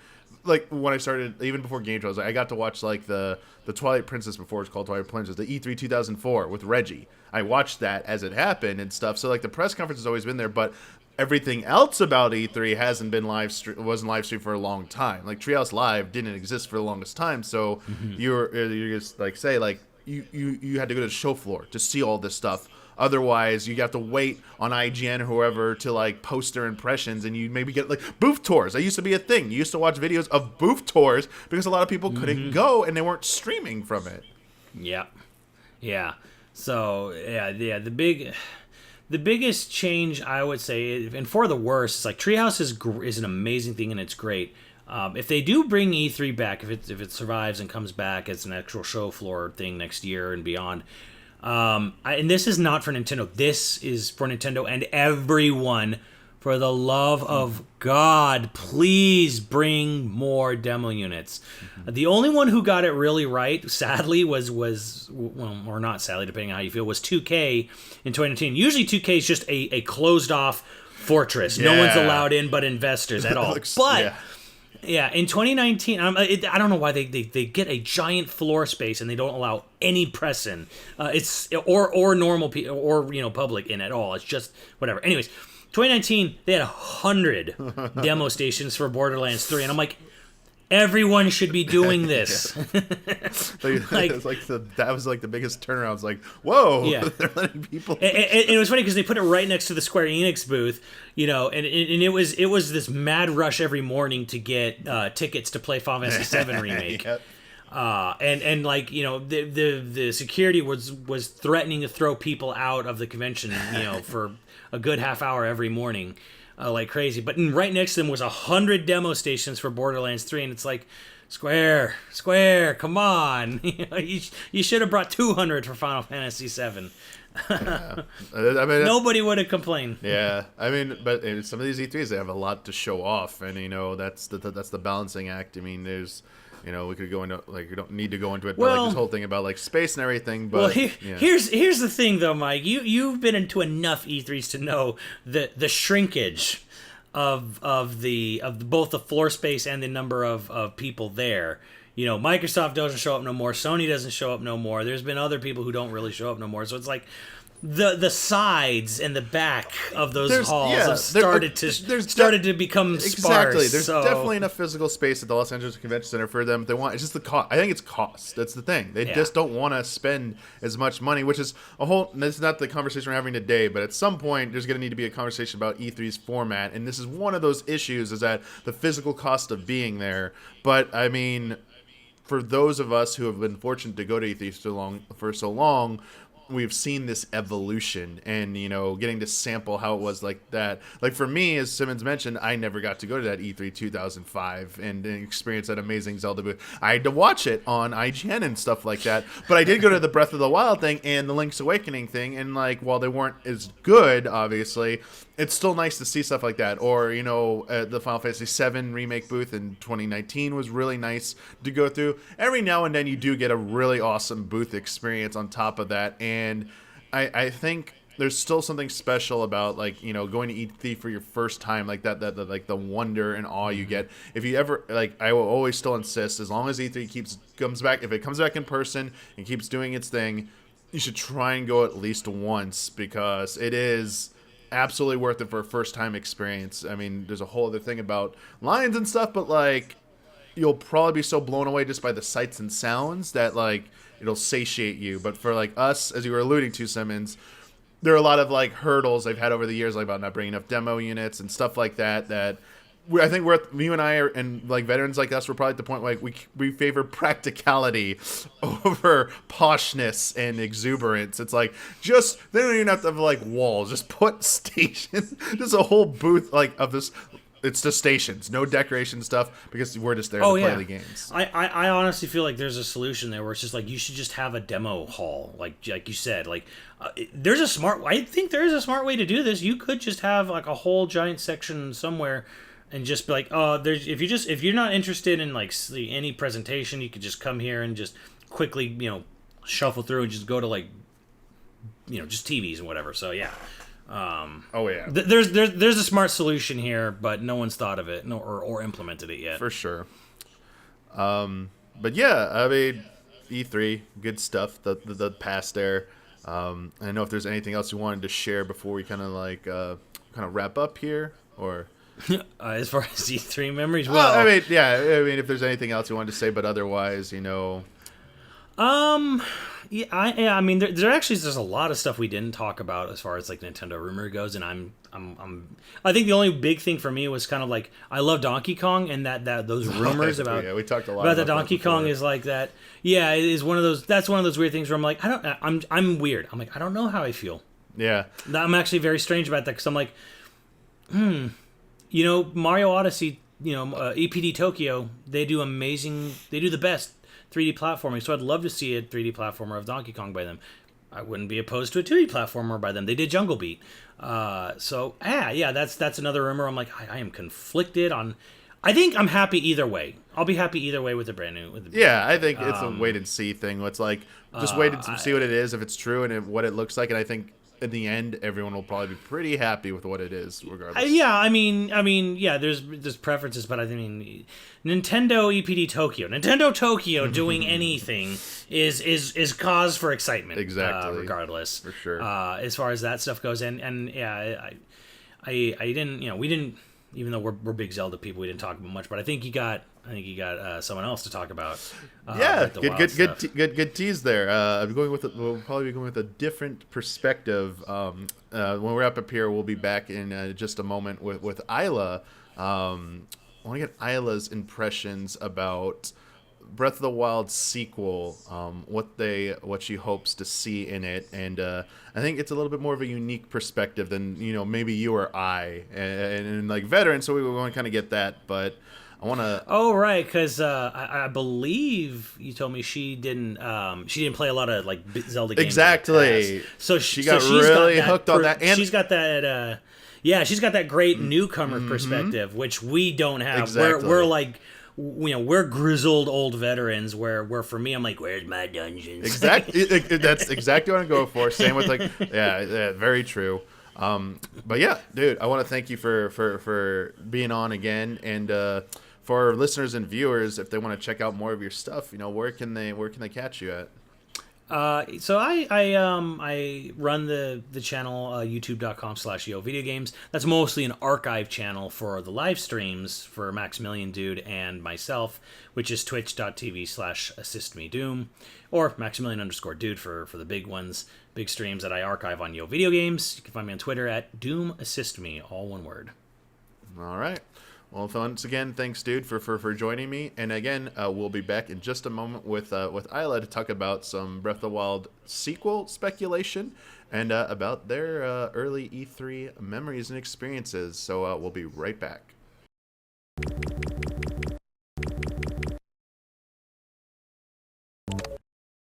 All right, we're back now with Isla, and I've got some patron questions for you about something I think you might be excited to potentially see from Nintendo at whatever their E3 thing is going to be. Again, as I've said before, we still don't have a date for it.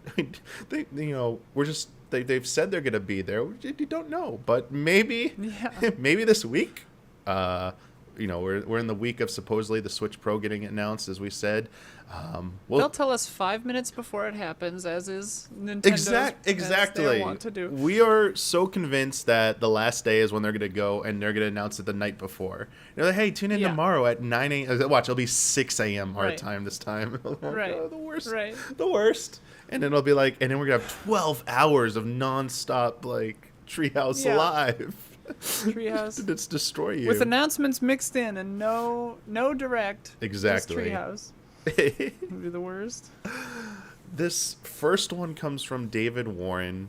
Now that every open world game has adopted the mechanics of Breath of the Wild, I wonder if that's like a thing about the state of play with Horizon showing like the glider and everything. Like, oh, did it? Yeah, they showed like a glider and stuff, and I was like, no, or like it's not no. Oh, it's funny. Breath of the Wild.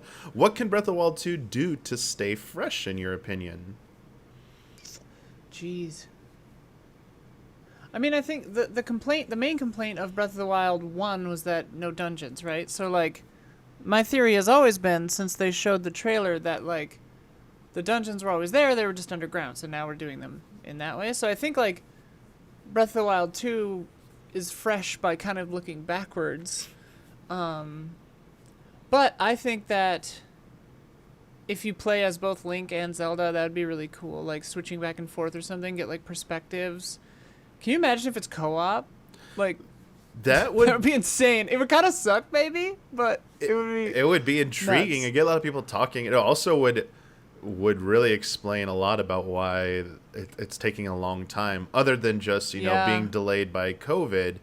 It's that they're going for something way more ambitious, and a co-op focused campaign in a mainline Zelda game would be a big deal. They have done multiplayer before, but this would be unheard of for the series. Yeah, the multiplayer they've done before is like, fine, but this would be like, mainline campaign.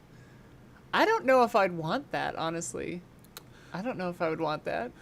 It's But just such a big like I'm trying to think of, does any other open world game do like story multiplayer that you don't queue into like a thing, like it's always like go into a Right. lobby, queue in, and we'll go do in a big environment, but none of them big, I think, can't open think world, of what. like Ghost of Tsushima, the GTA games don't do Yeah. it, Horizon didn't do it. The only thing I'm thinking of right now is like Resident Evil 5 because it's, I don't know, but like, whatever. But I think that like yeah, going back to more traditional dungeon puzzle solving stuff would be cool, and maybe it'd be neat if there were like optional co-op dungeons, because I'm thinking like Portal 2 style yeah. stuff where you like have to both figure puzzles out together and like one Yes. person has to do this and another person has to do that, because that would fit very well, I think, with their kind of puzzle design. What if they because this question's about like what can Breath of the Wild do sequel do after everyone else is kind of like built upon what they did,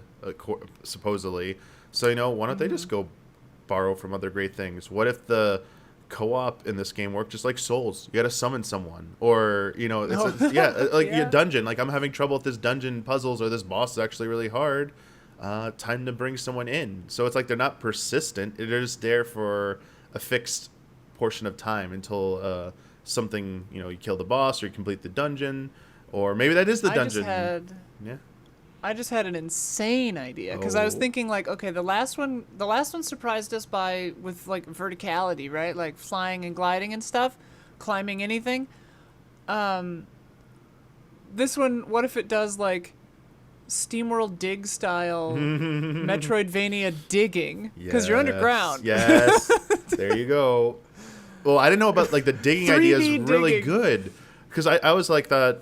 Oh, could do like underworld, open world, but what would be the Right. gimmick? You're not just gonna like, oh, you're just gonna climb cavern walls, whoop-de-doo. But digging, being Yeah. able to carve your own path. What was that multiplayer game we played? That was that pretty much the Battle Rock or whatever, the dwarf game. Oh yeah, Deep Rock Galactic. There we go. Yeah, like that. Like you just like Yeah, it'd be like that. yeah, Yeah, you're just like digging down and stuff, and maybe you come across like I hit iron. Oh, it's a dungeon door or something. Here we go. There's like an underground dungeon here, or you disturbed a boss layer or something. So now this boss is chasing you through the caverns you just Yeah. made. Yeah.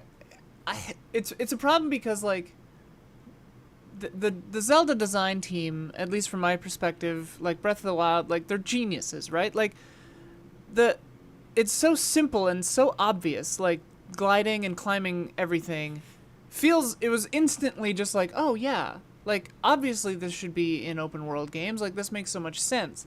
So like it's really hard to think of the next like the next thing that's just like, oh, of course, like this is what's been missing from everything. Yeah, I don't know. Yeah. I wonder. Yeah, I hope they're not letting like pressure get to them, that they feel, because they Right. always are trying to innovate. But I almost think like just a new playground would have been enough. Like just like build a new world Yeah. and like same kind of stuff, but it's just another fun place to explore that we haven't seen yet. I think would have been enough. But yeah, as I said, Nintendo I wouldn't- goes beyond that. I wouldn't be surprised to see them do something with light, like a Dark Souls 2 style. Like your light keeps running out, and you have to like find ways to like light up the underground. Like you're Okay. lighting it up as you go, or something. Like I don't know, some way that they make that fun and not annoying. I don't know, but really, all they do need to do is like do Zelda, like dungeons, exploration, fighting monsters, like. And then like a little bit of decent story, and you're like golden. Like don't overthink it. This next question is from Jason. Assuming there is Breath of the Wild 2 news, name one thing they could hypothetically announce that would kill your hype for it and make you never want to buy it or play it. With love from the Ukraine, Jason. Is there something they could just show that you would just be, besides like underwater exploration with like, yeah, man-made The whole game is underwater. Yeah, there 3D. you go. It's the Wind Waker sequel, underwater. There you go. I honestly I don't know if there is anything that would make me not buy it. Like I'm gonna buy this game, but I mean obviously the thing that people would probably first think I would say is like, oh, you don't get to play as Zelda, but like I'm like 6s and 7s on that. Like, whatever. It's like, I don't know. I don't expect them to do Zelda, but whatever. If they make it turn-based, that would kind of suck for me. But again, that wouldn't be a deal breaker. I'm trying to think of a deal breaker. Motion controls only even wouldn't be a deal breaker. I honestly don't know if I can think of a deal breaker. I'm like that hyped for this. Do you have a deal breaker, Damiani? Is there something that would?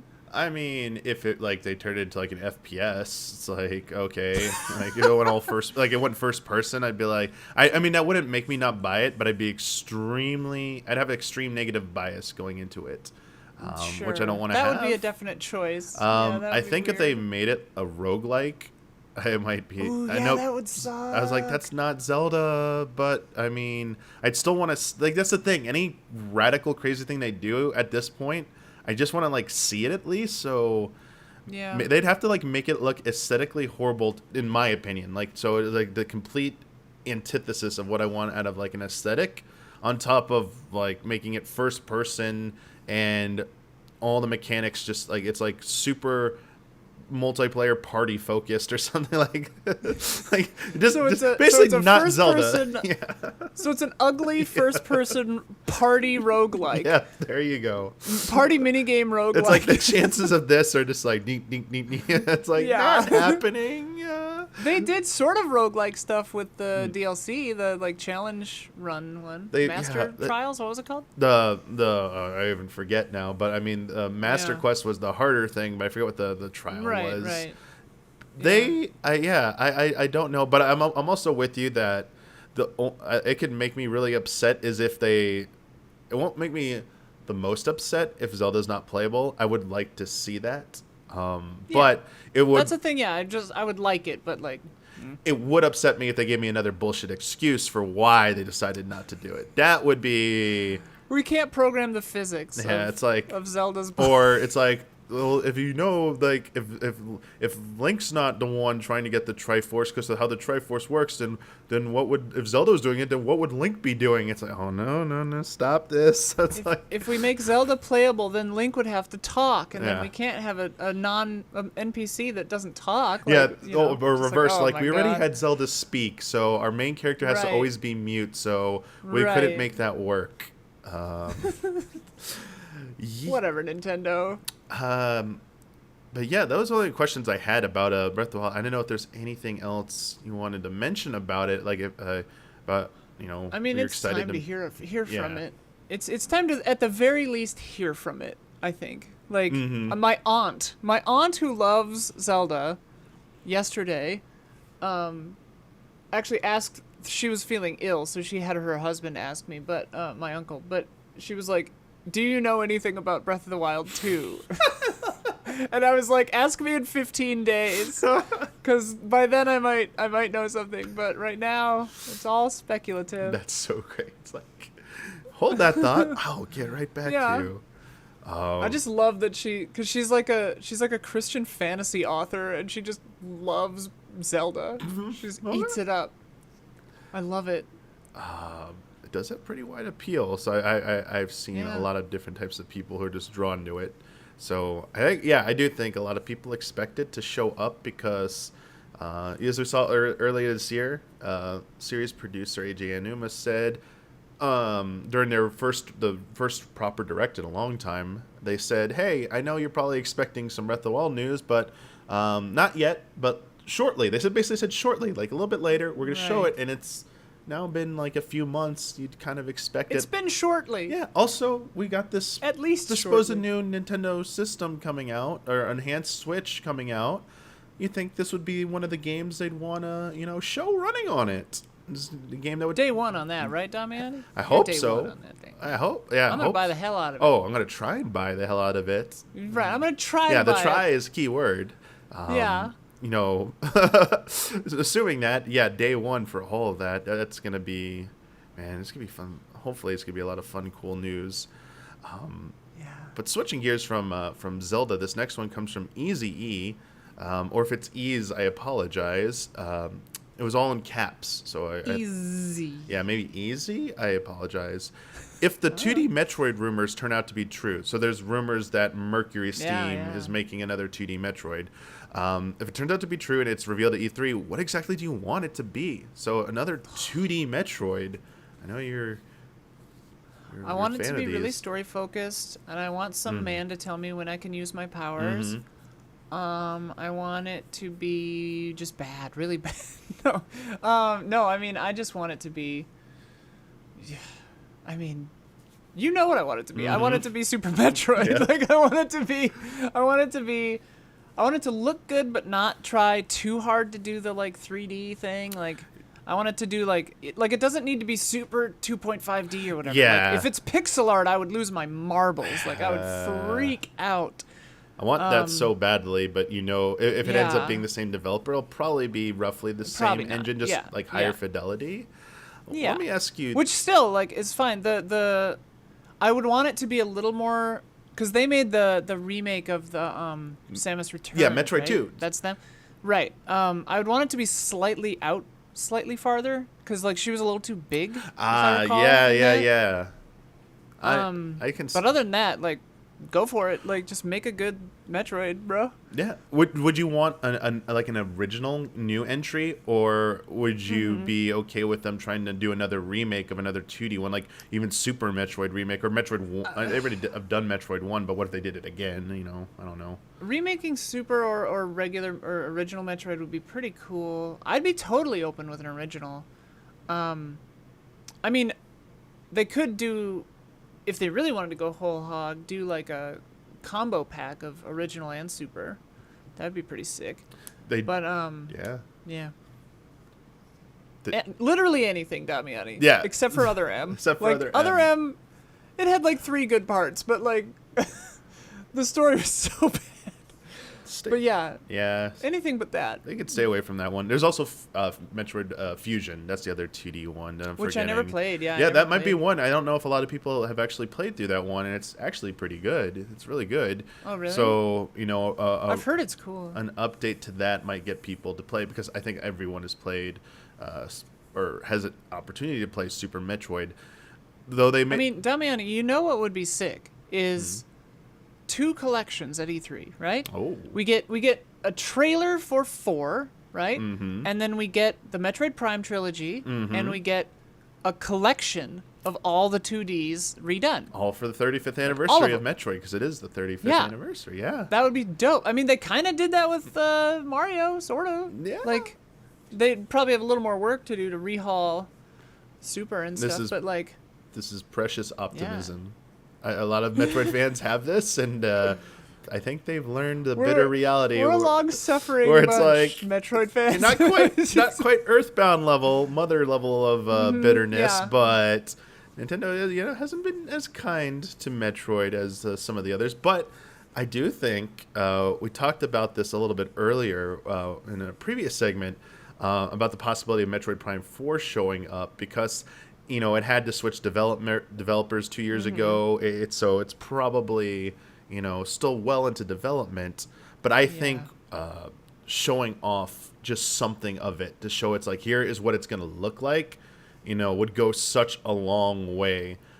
Especially if they showed it like, here's it running on Switch Pro. And it's like a short segment of like gameplay or just even Samus or whoever running down an environment and like, there, look, it's going to look like Metroid Prime. Calm down, everyone. It's going to be good. Yeah. I think a trailer from Prime 4 would not be out of the question, but nothing. Really. I think or that, but a collection, that is something, because it is the Metroid 35th anniversary.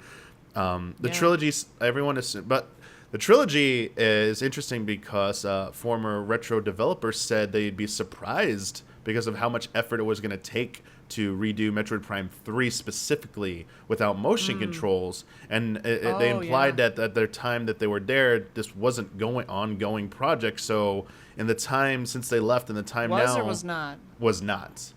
Unless they're just lying. And then, but it didn't seem like they had a reason to lie about this. So... But then again, when they said it was because of the complex intricacies of Metroid Prime 3's motion controls. but we're getting Skyward Sword HD in July, and that was one of the most Right. intricate motion control games. Jacques. So it's like, we know it's going to take effort, but I mean, Right. maybe, yeah, I always thought that maybe that the assumption that the whole trilogy was done like 2 years ago, and that, like, because the story was Retro pitched to Nintendo when they heard Prime was in trouble. They said, like, well, look, we've already remade the trilogy. Look how good it, like, we can make it look and run and everything. Like, we still got it. And they're like, oh, yeah. Maybe they just did, like, one. Maybe they just showed them, like, one, like, redone in HD. Who said that? Remaking an entire game on spec? Yeah. That'd be or insane. just part of the game, you know? And maybe they Right, were also right. like, hey, by the way, we want you to keep working that as well. So maybe it's still coming. Who knows? I wouldn't be surprised if it actually does exist at some point, you know, even if it didn't technically exist when everyone said it would a few years ago. But it would be great for Do the you think- collection. Yeah.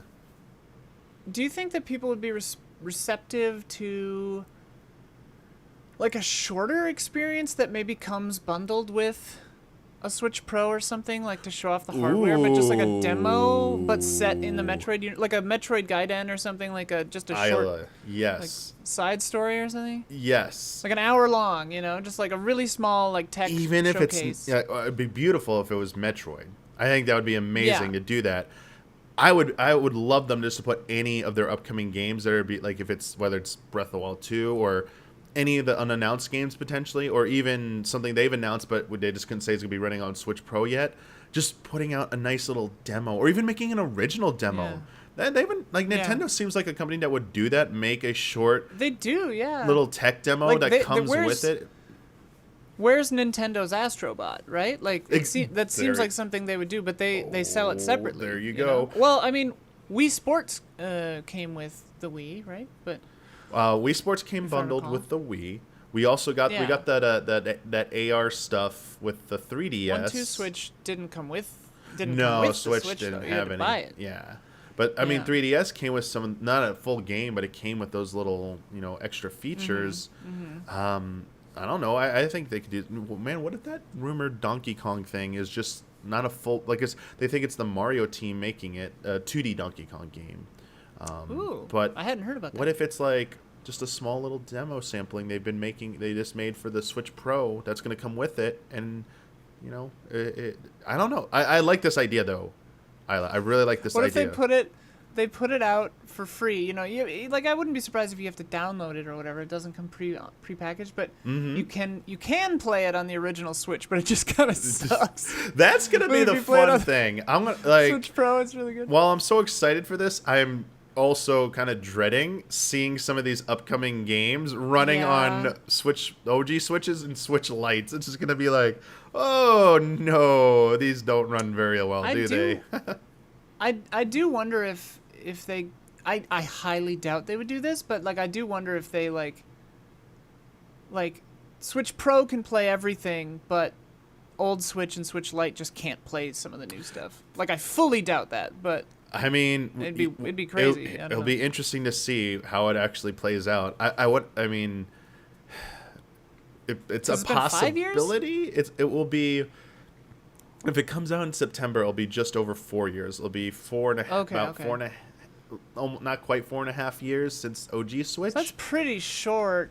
I mean, It's usually 5 like years, 7 but for the other big boys. well, anyway. Nintendo's usually a 5-year lifespans. Okay. That hasn't always been the case. Wii U was shorter, obviously. Well, because we know why it that didn't one. do well, but and their handheld systems haven't always quite done that, but the consoles have kind of followed that generally pretty well okay. for Okay. dating back to the roughly the NES days. So that so 5 maybe we're due for just a hot new Switch. Yeah. Switch 2. yeah, well, I wouldn't put it past them. But at the same time, it's just doing so well. I think they don't want to like any potential to split up. Yeah. That They might. cannibalize their own, yeah. Mhm. Because it's selling like hotcakes. So I think that it would be weird to split it off. Yeah. But also, if the rumors are true, like even if it's DLSS upscaling, just seeing a first time ever seeing a Switch game non-emulated, like on your PC running in 4K, it's like, hey, look, That- fidelity in a that'd be Nintendo amazing. game. Yay. Has anyone done the math on that? Like, because the Wii wasn't HD, right? Like, how many years behind HD were they? 3? When, like, everyone else went? I mean... Like, they're always, like, 3 or 4 years behind the highest resolution, well, yeah, like, well, right? 360 came out in 2005, and then PS3 came out in 2006, and those both offered 720 and 1080p, whereas Right. Switch, wow. The Wii offered 40p at best, if you had the component cables, and that's not still Right. not HD. So they're a generation behind, usually. Like, we have Yeah. 4K machines out now as of last year, Yeah. as of November 2020. So this wouldn't even Not be... to mention PS4 Pro, Yeah. like, in those. Yeah, like, and that yeah. those were doing it. So this isn't going to be like native 4K quite, you know. But Yeah. I mean, they're roughly about a generation behind when it comes to visual fidelity ever since the Wii. GameCube was the last time they were at parity pretty much with their competitors, and that was back, you know. Which I sort of love that about Nintendo. Like, because it's not about that. You know? It's actually- like, I like it when they don't try to... Like, with Wii U, it felt like they were trying to play with the big kids, and I'm like, don't. That's not what you're here to do. I asked that of Huber in our first segment. I had a question about fidelity versus, you know, like games just being good games. With the Switch Pro, because the original question was about would you value performance over fidelity, and then I wanted to add stakes for Huber. I'm like, okay, so Huber, I know you're gonna pick performance, but what about, like, with Breath of the Wild specifically? Would you trade off a little bit of the openness of an open world Zelda game to get better visual fidelity, better image quality, or would you Ray say tracing. no, go like ditch the ray tracing, ditch the 4K, make the game even more expansive as possible? Like, which do you prefer? Obviously. You even Huber brought up, I want both technically, but like if it's gonna be that, like, you know, the game, like, and that's Yeah, given that choice, for sure, just give me a bang Zelda game. yeah, Not a game about, you know what I mean? yeah. But That sounded as weird. you mentioned with Wii, like even as like with the Wii, like we've been playing games that we really enjoyed that we're not trying to compete on any level in terms of Yeah, visual fidelity. Yeah. Half, like, you know, 60% of Nintendo's best games don't look great, and they're fantastic. You know? Yeah. We've been talking about what we're looking forward to for this upcoming E3, but also with everyone that's been on so far. We've been talking about the past of E3 and some of our earlier memories, potentially even first memory of going to E3. I didn't know if something comes to mind about an earlier experience at E3, one of your earliest E3 memories, because I'm curious, because, you know, hearing Huber, because Huber had, like, it was twofold. He went to something called E for All when E3 was weird that year, where it wasn't quite E3, it split up and everything. It was like in Santa Okay, Monica, but then his first E3 was okay. with game trailers when he was interning. And Yeah. he got to go the last day after working with Keeley the whole time over at LA Live. Didn't even get to go to the show floor till the last day. And then he was like, I didn't even play anything. I just walked around. It was just like, Yeah. you know, mesmerized with the sight. So he talked a little bit about that, but also if you want to share one of your earlier memories, but any missed opportunities. Was there like something you really wanted to check out at E3, and because of the craziness or lines you didn't get to actually check out? Yeah, my first memory, I think, is similar to Huber's. I think I was like editing packages for the TV stuff, and then like putting them onto that amazing like hard drive server thing that they had that's just constantly recording. So you just like puke stuff onto it. And then I remember walking the floor and just being like, "What the hell is going on?" Another earliest memory, I like kissed a ex-girlfriend the first time ever at E3. That was really nice, but that's not what we're here to talk about. Yeah, I generally don't wait in a line if it's super long. Like, we're fortunate because we get to have appointments a lot of the time, but sometimes I don't get them because I'm more like filming stuff than interviewing, you know? But there are definitely a couple of times where, like, and I can't remember specifics, but like coming back to do our coverage, and then one of you guys is like, "Oh, did you play this?" You know, it's something that I was like super interested in, and I was like, "What? I didn't even see it." Like usually that's how it would go. Is like I just fully missed something that I really wanted to see, because it's crazy out there, man. It was back when it existed, but yeah, E3 is just. I miss it. I miss the like crazy energy and how warm and tired you get. It's so hot. Yep. Like E3 is the Yep. sweatiest, nastiest time you'll ever have. Like, because especially for us, you're like schlepping all kinds of crap around. Like I'm carrying backpacks full of mics and recording equipment and a camera and like a stabilizer, and like it's a nightmare. And like no matter what shoes you wear, your feet are gonna hate you. And like It was work. it's a nightmare. It was legit work. But it's fun. Yeah, it's hard work for like 16, 17 hours a day, but it's so much fun. Maybe next year we'll return to in Maybe person next and year. we'll have that type of experience. It's just nice to get at least the sort of press conference end of it back to sort of normal with the upcoming stuff. Those are fun. Yeah. I got a little bit of resentment, I feel, from Huber. Not real resentment, just like jolly resentment, if I can call it that, about what they missed. Huber kept saying that they didn't get to ever try out anything at Nintendo because like it's so like hard in the because it's always you and and I get in Nintendo because I'm usually coming with you to film stuff. Yeah. So then I get to see everyone and talk to the like producers and stuff. It was sad because Huber said he saw all of us get to go play Breath of the Wild that year, and then heard the stories about we all went different directions, and then we came back and talked about it, and he wasn't a part. I didn't get to play it. He wasn't either, a part Huber, of that, so Huber's expressing maybe if that happens again that they don't miss out on it. I'm like, okay, now that I know that, we got to get as many people. I don't know if it doesn't come out this year. Let's say somehow it's like, oh, Breath of the Wild's not coming out till like next holiday. It's like it needs a lot more work. So maybe it'll be at next E3, or if next E3 is Metroid Prime 4 and we all want to go check it out, it's like, yeah, we're all gonna go get like Bloodworth. Not the codes this time, Bloodworth. Get us the access. Get us the appointments. Yeah. Show us the appointments. Nintendo's booth is the public-facing booth. Like we usually go to the like back where they have like a two-story. They build a two-story building inside E3 for press appointments, and you go up on the second floor of it. It's kind of nuts. Very sturdy, but the public-facing booth is just incredible. Like that one time they did a Haunted Mansion for Luigi's Mansion 3, and like for Breath of the Wild, it was just incredible. And Mario Odyssey, they built New Donk City in there. That was madness. They're all so good. Yeah. They're all so good, and the line is insane. But if you ask them to just go through and look, they'll let you. And like that's how I got footage for Easy Update in there. Always, I would just be like, "Hey, can I just walk through?"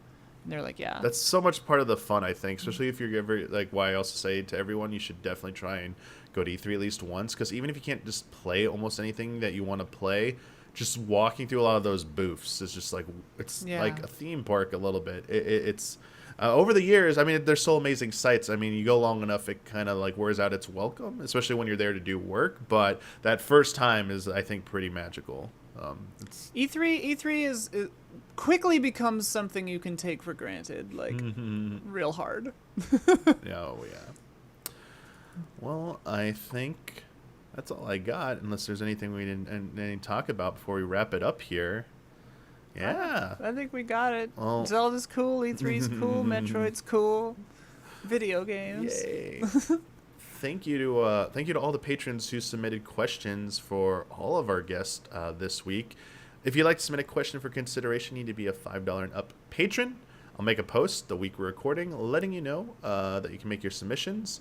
And also, as a $5 patron, you get episodes of many of our shows and podcasts, including Friend Code, a little bit early. And for everyone else who watches it publicly when it goes up on Wednesday, thank you for supporting us. We also have some shout-outs for the month of May. Shout-outs to Elthanis, Greg, The Dark Knight Kettering, Caleb Togi Crawford, Edsgar, So I'm a Spider, So What, Esdokal, and Nick. Shout-out. Shout out. And thank you so much. And yeah, thank you, Isla, for joining me. Yeah. Thanks for having me. So fun to talk about Zelda and Metroid and indulging. Yeah. Yes. But until next Dreaming. until next time, everybody, may the way of the hero lead to the Triforce.